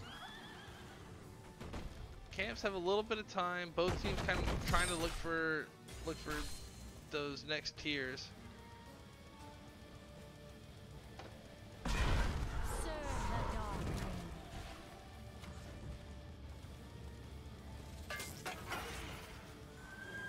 So Ghost is staying together and clustered. They don't want to get jumped by Ice Wall and Gust and Blaze stuns, whereas generally speaking, Durotan's Couch is taking a little bit looser of a formation. Brightwing showing bot. This siege camp is up. I think they're hoping that Ghost will come for this siege camp like they're doing right now. There is the flashlight, seeing 3. Ghost says no, let's get out of here. But mind control, Blizzard icing. That is a very dead Sonya jumping into the ice wall. There's the Gust. That's not going to land.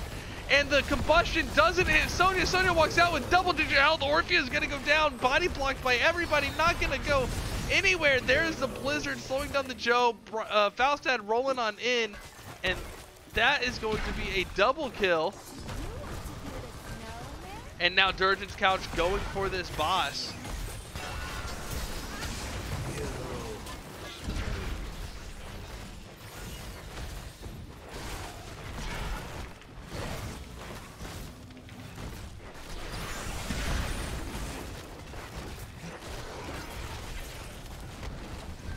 That's a lot of pressure for Durotan's Couch. Sonya is going to try to get a little bit of channel time on this objective before getting pushed out by Durotan's Couch. Gets 4 shots off for blue, which is 4 shots that they weren't going to have and 4 shots that red doesn't get. Durotan's Couch though in a very good position. Gonna have to clear out this boss. Ghost, that is. Ghost has cleared out this boss. So Durotan's Couch is getting some free push mid with this objective. And looks like they're gonna win the race to level 20. There's still a level and a half to go for them. They're in a good position though. They're posturing onto this Bruiser camp. Sonya in a fight with Blaze. And the Blessed Shield lands, but what's gonna happen with it? There is the Emerald Wind yet again. Combustion comes out. Camp doesn't get capped. It's still alive but low. And Blaze goes down. Durotan's Couch backing up with low health bars. Ghost letting that camp reset. They've got a siege camp pushing bot. They're going to get the rest of this objective. Looks like about 10, 11 total shots. They're going to move in onto this Bruiser camp instead because they've got the numbers and the health bars, but Sonya's in the bot lane. This is actually an even fight that I think the Couch wants to take here. Look for the mind control. It's going to catch. May walks on out. Not May, Joanna, but here comes the Condemn as Brightwing comes in. That was a big old Condemn. Falstad's going to go down. And now numbers really in favor of ReGen Ghost. They're going to pick up this Bruiser camp and pressure this top keep. Mongoose at about half health, even with the bio kill switch coming out of the Stukov. Nice ice wall onto the damage. Orphea, 3-man stun on the Blizzard. And May trying to push Mongoose off of the point. Not quite going to work. It's a big old bodying body. I'm trying to say that they're bodying each other on the point, and it's not working. But that's what happened. No one wanting to give the point up. May goes down. Falstad before that camp. That's a big stagger for ReGen Ghost. ReGen Ghost looking for an opportunity to try to close out the set here with this booster camp. Commandeer Odin does get popped. Did we even call the level 10s? This game is moving along so quickly. Blessed Shield, massive shove. Ayah! Commandeer Odin and crushing jaws for ReGen Ghost. Durotan's Couch picking up Ice Wall, Combustion, Mighty Gust, Emerald Wind, and Mind Control. And ReGen Ghost, not wanting to lose their advantage, doesn't push in onto that keep. They're going to get this booster camp and set up for should be top objective so that they'll get that keep down. They should yield bottom objective. Oh, but giving bottom objective loses that keep. So both teams either get a keep or save a keep, depending on where they go for this objective. But ReGen Ghost, as I'm showing the top objective, ReGen Ghost going all over the map. So not even close to that top objective. Here comes a fight over here onto the siege camp. Or everyone from Durotan's Couch is going to run away because level 20.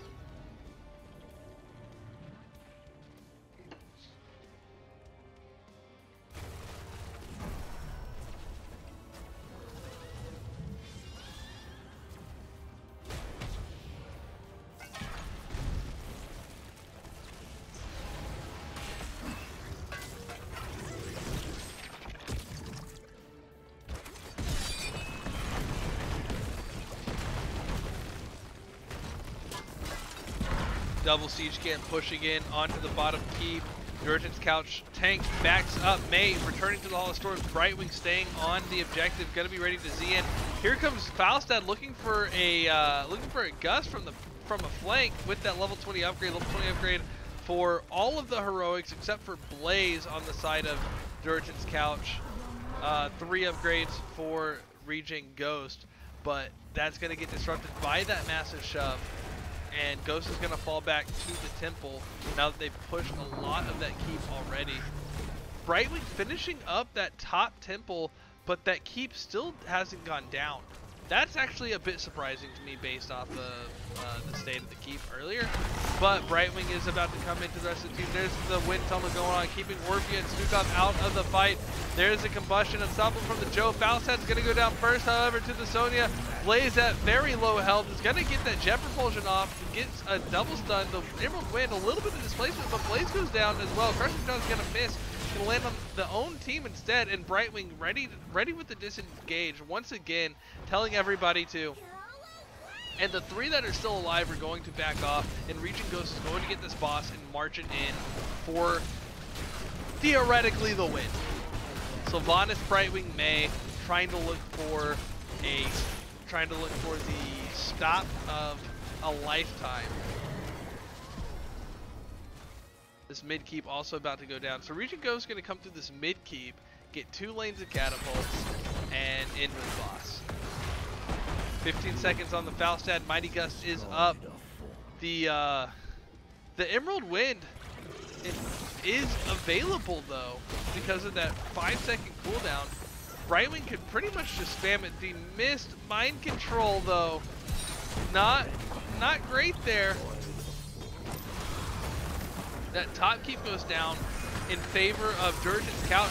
This could end up being a Winions game, especially with these Emerald Winds trying to push people out. But the core at 80% falling with the boss pushing on it. There's a massive shove. Lots of CC coming out from Durotan's Couch. The boss is at about a quarter health, but 50% on the core. Sylvanas wearing it down, 30% on the core. Going for kills, 2 are dead. Both of the tanks, and that's a 0% core, and that's going to be the set over to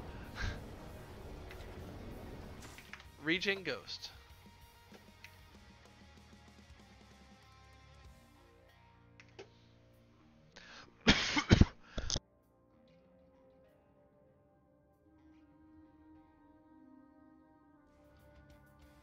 I guess let's go back to, where's my button? Game summary.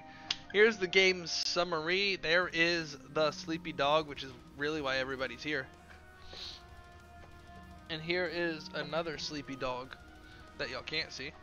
I'm gonna change my setup soon and go and try to get both dogs on camera soon. But looking at the stats, oh, you know, I didn't even check the dings. I'm gonna ask Andrew. I'm gonna ask Andrew real quick if he knows.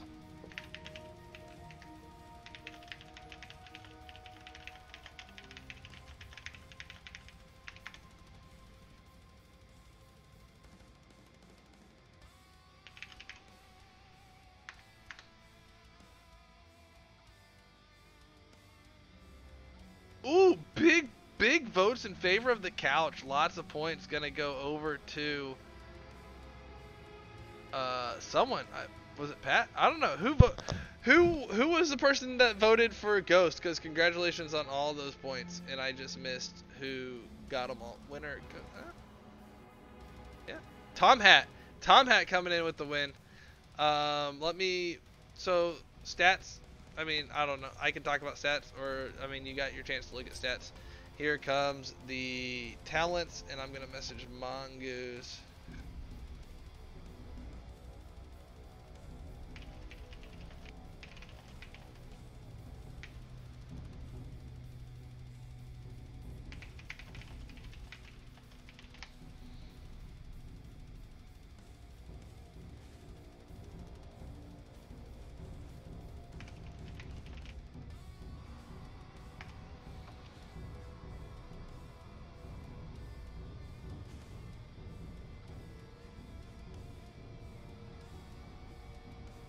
Alright, so I do have Mongoose, the captain of ReGen Ghost. Granted, that was kind of rude of me. I just pulled him instead of letting him move. So rude. You asked for a second person. I asked if they wanted to come, and then I'm not there anymore. I don't even know what they said. You said I'll do it.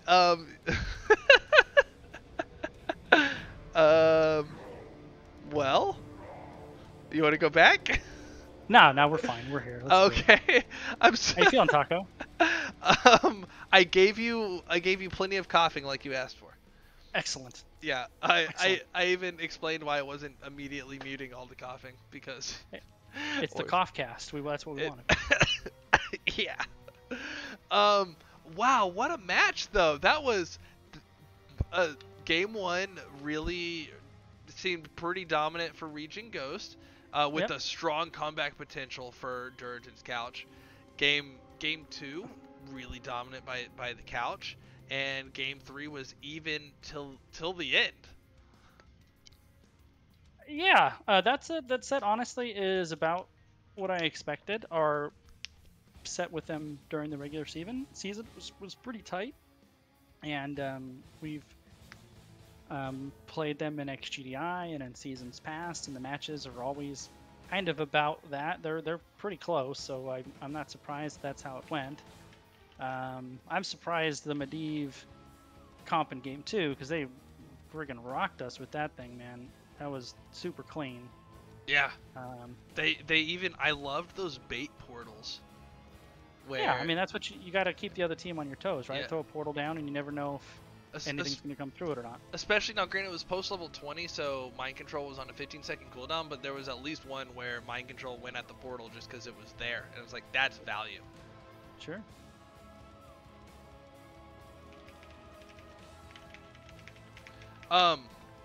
So game number one, you went map pick off the coin toss. Was that because of strategies that you knew that the couch wanted to go with, and that you wanted to avoid? Is that because you had plans for particular maps?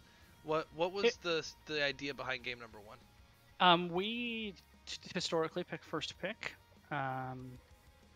but we didn't want to give them the opportunity to game plan for game one. So, but if you give them map pick, they know what they're going and they know what they're going to run. So we didn't want to give them the opportunity to execute their game plan on the first game. We wanted to make them react to what we were doing. I like it. Yep. I like it a lot. When we're looking at if we're going to do map pick or first pick or whatever, we look at potential is that first pick also a ban type of a thing, or do we have strategies on that map or on particular maps and we set up our contingencies? So I mean that makes a lot of sense. I really like that idea about, you know what, they don't get to plan. And then you went with, let me go back and see if I can find that draft. Oh, that's easy. There's only 4 games on this account, and 3 of them we just watched. There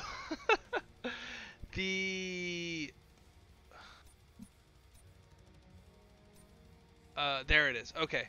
I was like, Hanamura, what? May, Malfurion, Leoric, Cassie, Orphea, you ran a very classic, standard, clean, dirty bathtub. Was that, when you picked shrines, was that the goal, was run the tub?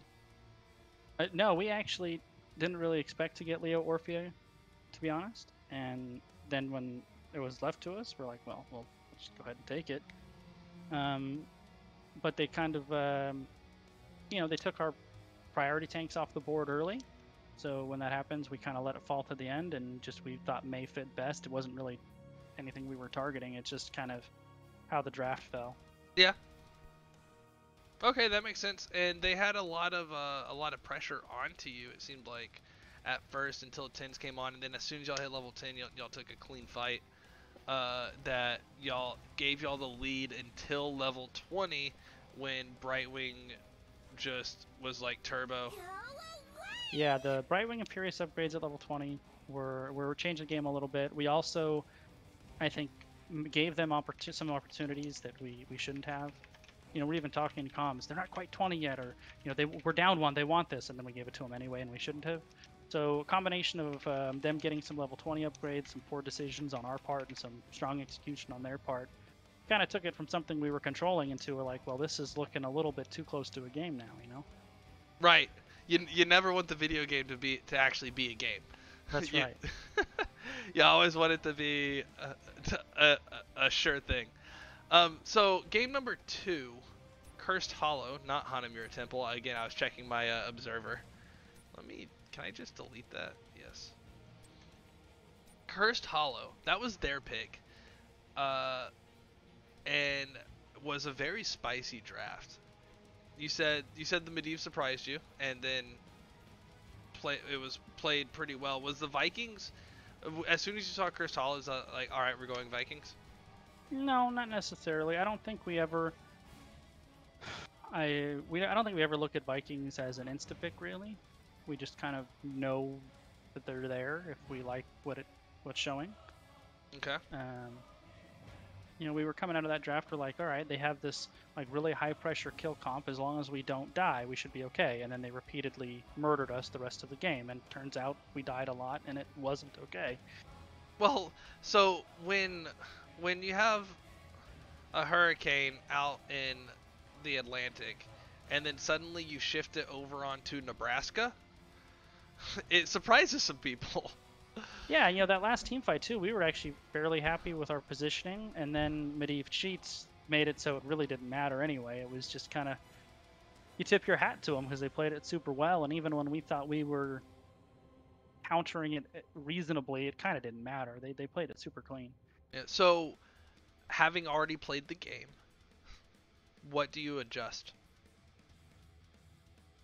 Game 2? Yeah, how do you win game 2? I think if we would have made the early mid game, we let them catch too many of us clumped together out of the portals. So we did make that adjustment late, but once the 20s came online, our positioning almost didn't matter if Medivh did his thing right. So if we would have maybe made that adjustment earlier, it might have made a difference. But that adjustment was just too late to I think make a difference. Yeah.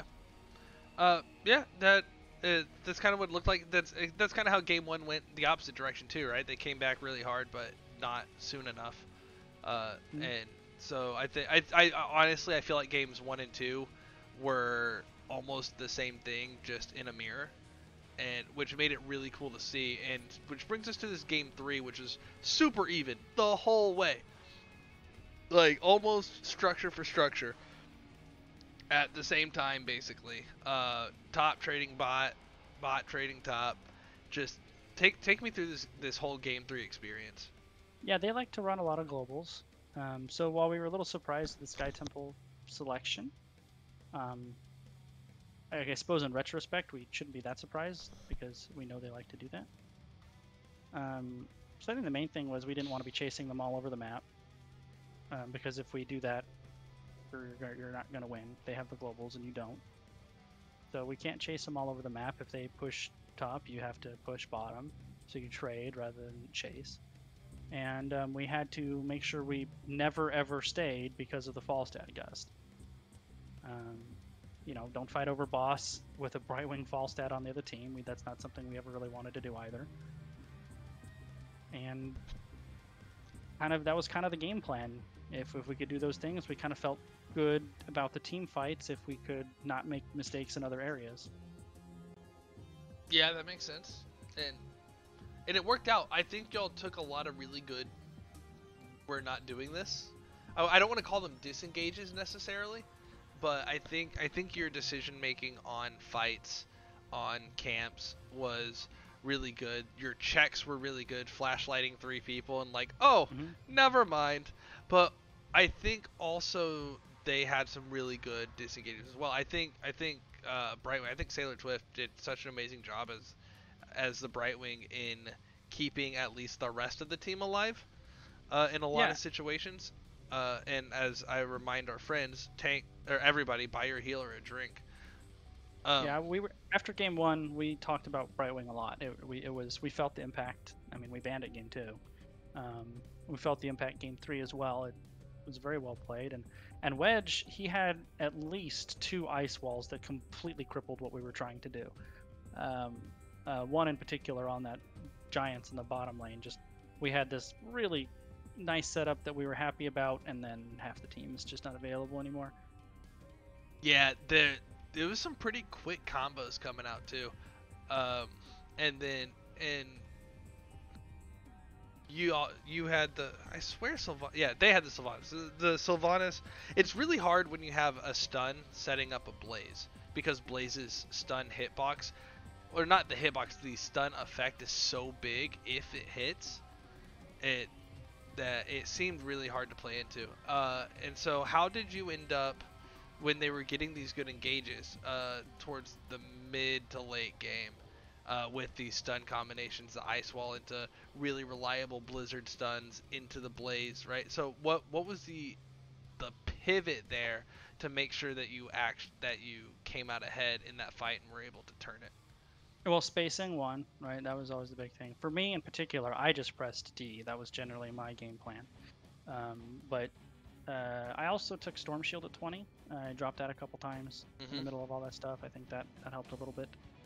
And even after the game, you know, I said, you know what, that game for us was basically if we can live through the Blaze May stuff, we win the fight on the other side. And when we did that, we had success, and when we didn't do that, they killed us. So fortunately, we were kind of able to make it through that initial stuff more often than not. Yeah, well, it ended up working out completely.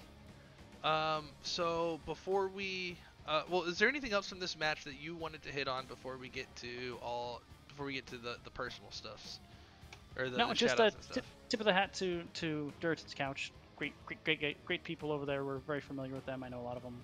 They're a fun group, and we were happy we got to play them, because although we're happy we won, if we had lost to them, we could root for them the rest of the way. So good season to those guys, and happy we got to play them.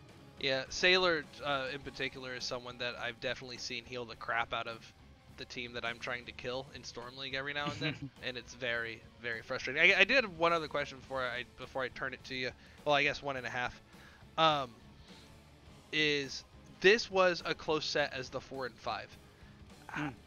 What do you think about that as a referendum on the rest of the playoffs, and how do you feel about the rest of the playoffs? Well, I mean, I think our division has been really close. I mean, we had points-wise a 3-way tie for first place. So, I mean, we were the 4 seed, but we were only 1 point off. And I know you beat at least one of those teams.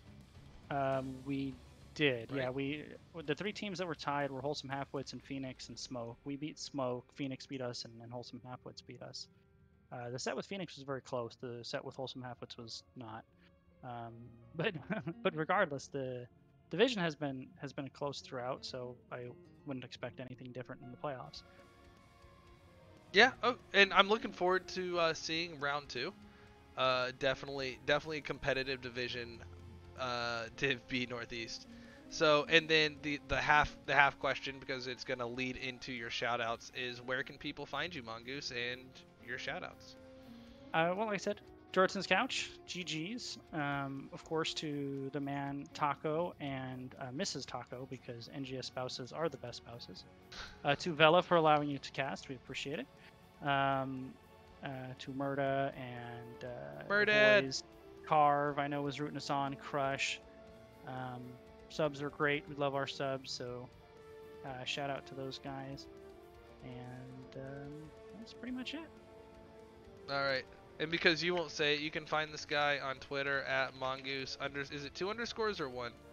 I think Twitter is 2, Twitch is 1. Actually, you can find me on Thursday. I'll probably be casting ReGen Nebula versus Almost Legends Ruby on Thursday, pending approval from Mrs. Mongoose. I say, well, that's not fair because my next cast is Thursday. Oh. Playoffs! Catch it all. Multi-box. Do it all. Multi-Twitch. Yep, Multi-Twitch. It's still a little buggy, but it lets you catch things. So yeah, check Mongoose on the social, on the Twitters, on the Twitches, and ReGen Hots on Twitter. Mongoose, thank you so much. Congratulations on the win, and I'm looking forward to the next round. All right, thanks, bud. Feel better. Yes, sir. Thank you. And as for you, my lovely dwindling viewers, I appreciate you so much for coming out this evening to watch Durotan's Couch and ReGen Ghost, or to watch the puppy, to watch me. Whoever you came for, I appreciate it. Thanks for hanging out.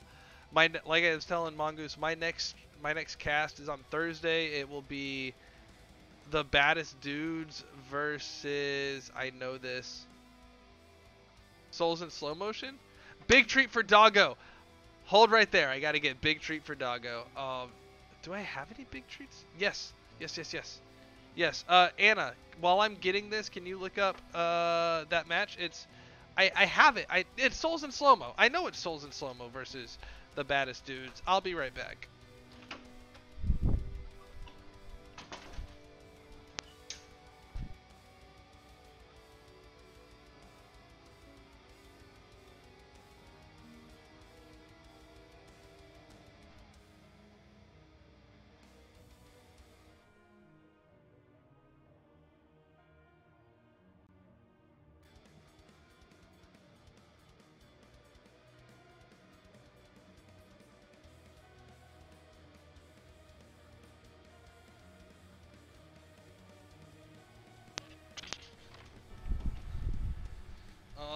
We've got a big treat for the Doggo. Tom Hat, thank you for using it's Souls in Slow-Mo. I remember now. Thank you for using your fuzzy taco lips. Sylvanas is going to very much appreciate it. Come here, baby. Come here. I know, this is the part you hate. Come here. You want to sit? Sit. That's off camera. Down. Come here. Come here. Sit. Down. Now you don't have room. What is wrong with you, girl? Here. Wait. Wait. So, Thursday is is Souls in Slow-Mo versus the baddest dudes. I'll be coming in for a cast there. Come check it out. Wait. Free. Good girl. And that'll be, I believe it's the same time, maybe a half hour different. It's my pinned tweet right now. Speaking of the pinned tweet, you can catch me on Twitter at the Little Taco. Darian, the puppy, now has his own. Well, it's going to be a joint Twitter for Darian and Sylvanas, but set from Darian's perspective, it seems like. As well at Mo_snacks. His name is Darian Mo Snacks. So at Mo_snacks.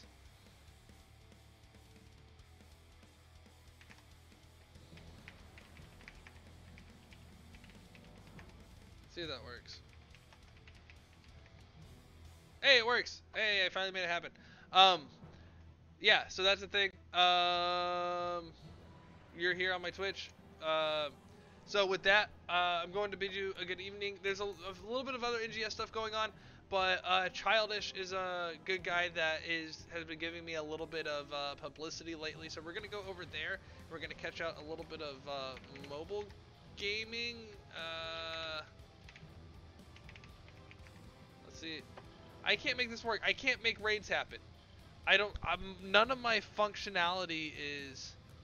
Oh, he's done anyway? What happened here? Okay, his stream. You know what? So we're not doing that. I can't make a raid happen. Bear with me, and I'm gonna see if I can make a. Oh, now my quick actions are up. Okay. We are gonna raid. We're gonna raid this channel. All right, we're gonna go check out Nexus Gaming Series. I don't know who's playing. I don't know who's casting. But that's what's gonna happen is we're gonna go over there. So thank you again so much for hanging out. Love all of you, and I will see you next time.